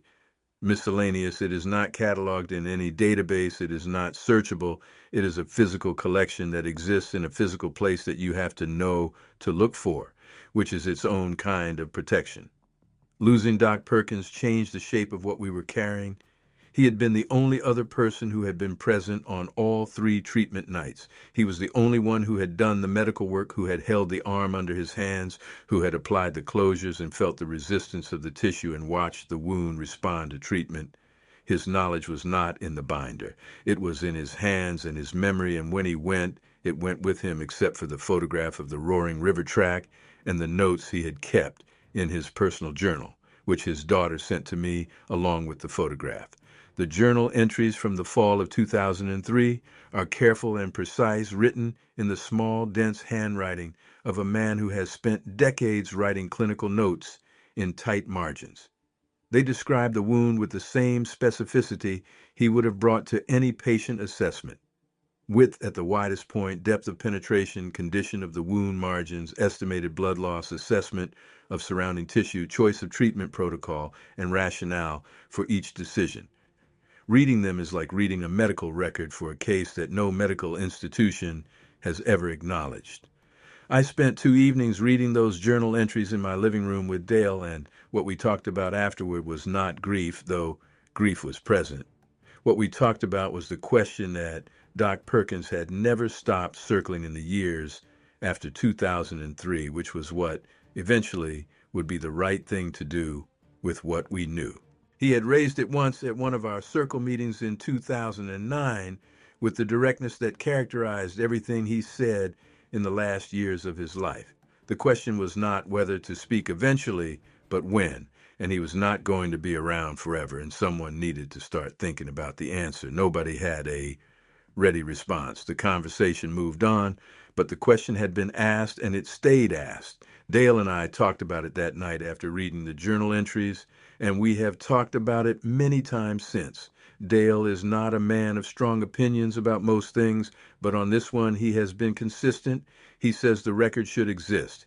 He says the right people should eventually know. He says the timing is the only real question, and the timing should be determined by what is safest for what lives in those mountains, not by what would be most satisfying for the people who carry the knowledge. He says this every time we circle back to it, and every time he says it, I am reminded of why I married him, because it is exactly the right framework for the decision, and he arrived at it without prompting and without any of the deliberation the rest of us have had to work through.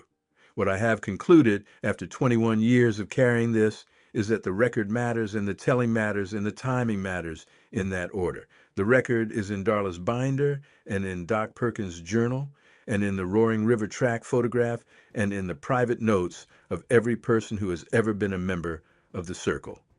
The telling is what I am doing now. The timing is this: late enough that the people most vulnerable to exposure have had time to move beyond it, early enough that the people who were there to witness it are still alive to say what they saw.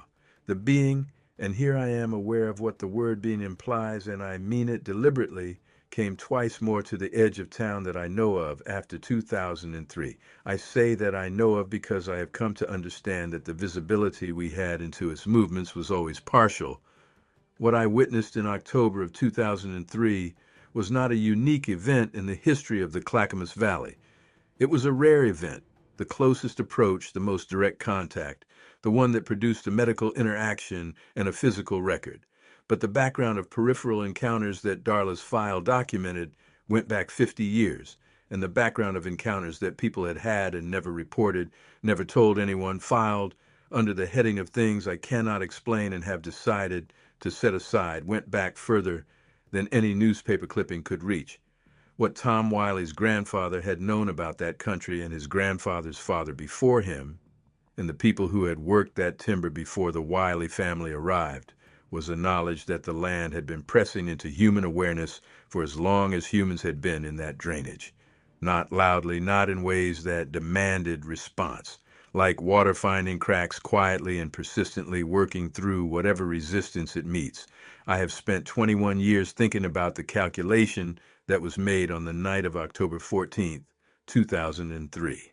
The calculation to come to a lit building at 2:47 in the morning and stand at a door and make a sound and wait. I have turned it over from every angle I can reach, and what I keep arriving at is the same conclusion. The calculation required not only that the individual knew there was a person inside the building. It required that the individual had assessed over some period of time and observation that this particular person in this particular building on this particular night represented a lower risk than the alternative, which was carrying that wound back into the forest and managing it alone. The behavior, the routine, the particular quality of attention that Norma Breck brought to her kitchen in the small hours of the morning had communicated across whatever distance the assessment happened at that the risk was worth taking. I think about this when people ask me, as people occasionally do, when the subject comes up sideways in conversation, what I think drives the consistent avoidance that makes these beings so difficult to document. The answer I give is the same one I arrived at, standing in my back doorway on that October night. They know exactly what they are doing. The avoidance is not the behavior of an animal that does not understand it is being looked for.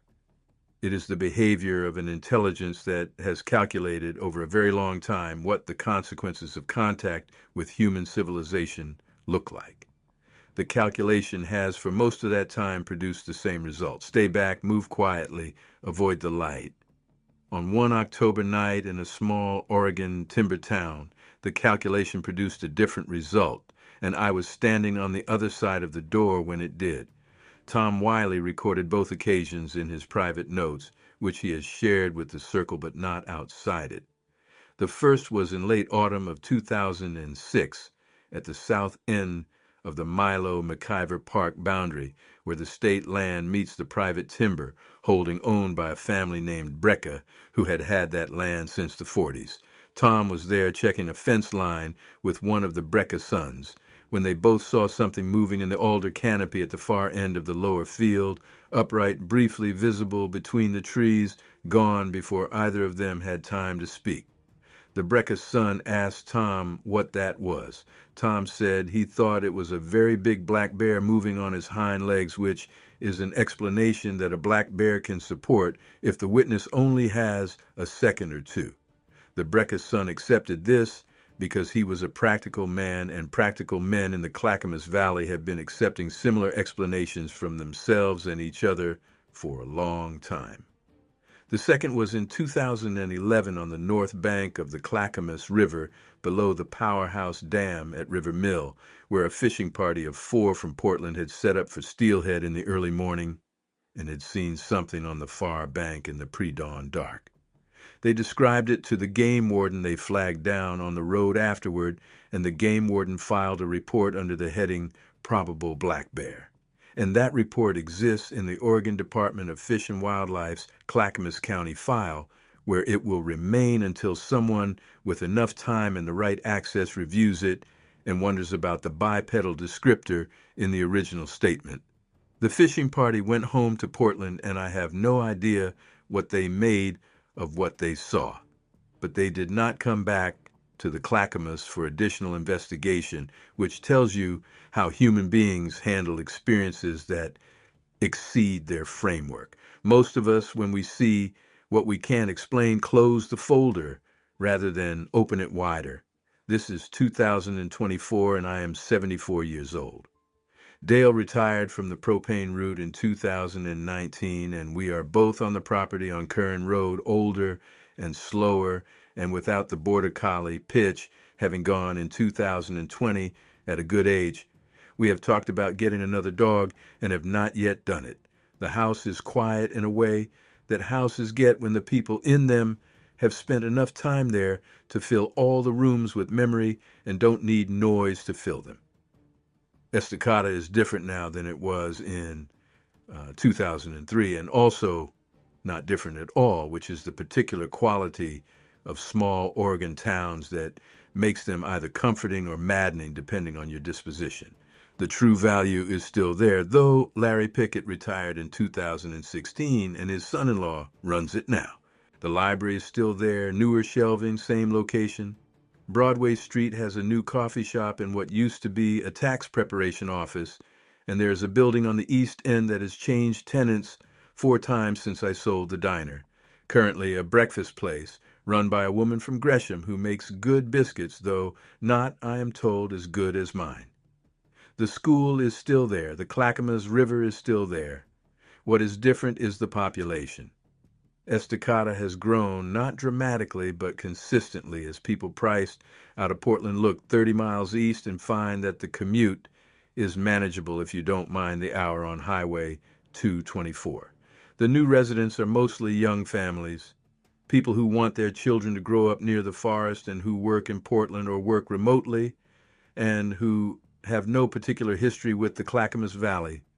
They hike the Fish Creek Trail and take photographs of the river and go to the Timber Festival in June, and they know the town as it presents itself to newcomers, which is a pleasant gateway community to the National Forest with a reasonable school district and a hardware store that still stocks the kind of supplies that actual building projects require. They do not know the other thing. And I do not say this to create mystery around it. I say it because the difference between knowing and not knowing a place's real history is the difference between living in a house and living in a home. Most of the new residents are living in a house, the people who have been here long enough to accumulate the peripheral record, the half-told stories and the grainy photographs and the clipping files and the memory of sounds coming through the east-facing walls on autumn nights. Those people are living in a home, and homes have rooms that visitors don't see. What has not changed is the forest. The old growth above the Ripplebrook Ranger Station is still old growth. The Clackamas River corridor is still one of the most intact stretches of mid-Cascade wilderness in Oregon. The Mill Creek Research Natural Area, about 8 miles east of town, still has stands of Douglas fir that have been standing since before the Oregon Territory was organized. The ridge country above the Austin Hot Springs area is still roadless and difficult and largely unvisited by anyone who isn't a serious backcountry hiker. The country has its own continuity, indifferent to who is living at its western edge and what they know or don't know about what lives in it. The circle has changed. Tom Wiley sold the feed store in 2014, and he and his wife moved to the coast. We still talk on the phone once a month or so, and what we talk about is partly Estacada and partly the broader pattern, the reports that continue to accumulate from the Upper Clackamas and the Molalla and the Eagle Creek drainage and the 1,000-acre blocks of private timberland east of town that don't show up on public maps. Gwen Sparks is still in Estacada, still teaching, still living on 3rd Avenue. Darla Nissen retired from the library in 2019, and the binder is in the hands of her successor, a young woman named Jocelyn Banks, who was told about it on Darla's last day and received the information with the same quiet gravity that characterizes the people Estacada seems to produce. Megan Price is 35 now, a landscape architect in Portland who comes back to Estacada for the holidays and who, when she was home for Thanksgiving last year, came by the house to sit with me for an hour and talk about the Deep Creek corridor and what the Alder Bottomlands were like these days. She said they were the same. She said she still walked the trail sometimes when she was home. She had not seen anything since she was 14. She still looked. Bob Price passed away in 2021 from a stroke that gave him no warning and no suffering, which was consistent with the character of a man who had never been interested in prolonged anything. His daughter gave the eulogy, and she mentioned his love of the school and the town and the forest east of it. And she said he had always told her that the forest held more than anyone gave them credit for. And she said she had never been sure what he meant by that, but had come to believe it was the truest thing he had ever said.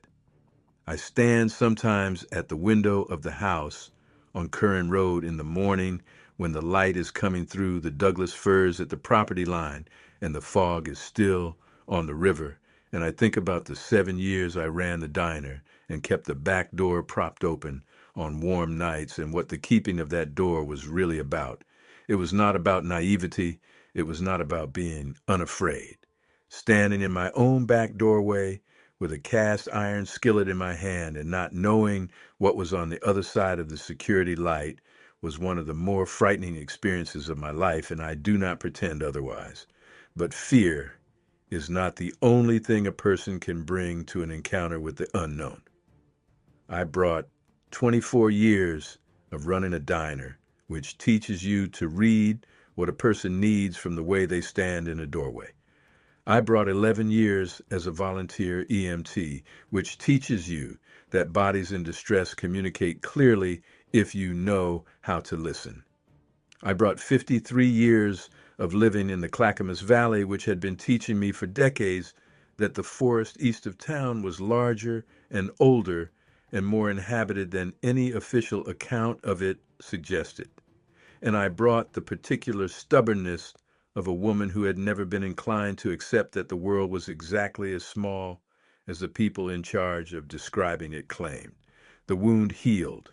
Doc Perkins confirmed it through the rap on the third visit and in the visible evidence of the November encounter when the arm hung free and easy at the side with no sign of the stiffness that a deep wound in recovery produces. Somewhere in the forest above the Clackamas River, in the old growth that runs unbroken from the national forest boundary to the high ridgelines that divide the Cascade Range, whatever we helped in the autumn of 2003 is living its life in the particular way that its kind lives, which we have only ever glimpsed in fragments and corners and the peripheral edge of the known. The basalt river stone on my windowsill is the only physical record of the exchange that exists outside of Darla's binder, and it looks, to anyone who sees it, like a rock. A smooth, rounded piece of basalt that a person might pick up from a riverbank and put in their pocket on a pleasant afternoon. What it is a receipt, a record of a transaction. Something was given and something was returned, and both parties knew the terms, and both parties kept them. The town of Estacada, Oregon, is still there. The Clackamas River is still running. The old growth above the Ripplebrook Ranger Station is still old growth. The trail along Deep Creek still connects the state park to the east end of town. The alders along the bottom of that trail still grow thick enough in October that you can stand in them and not be seen from the field above. And somewhere in the country that the county maps call National Forest Land, and the trailhead kiosks call Clackamas River, Wilderness Study Area, and the people of this valley have been calling by its right name for 50 years without saying it out loud. A being moves through the dark Douglas firs on legs that leave 17-inch prints in creek mud, and it knows where the lights are, and it knows which lights stay on late, and it knows, I believe, from a transaction in the autumn of 2003 that one of those lights was willing to open the door. I do not know if it is still there. I do not know if what I helped 21 years ago is still living in those mountains, or if it has moved deeper into the range, or if its natural life has run whatever course it runs in a species that keeps itself far from what we know and measure.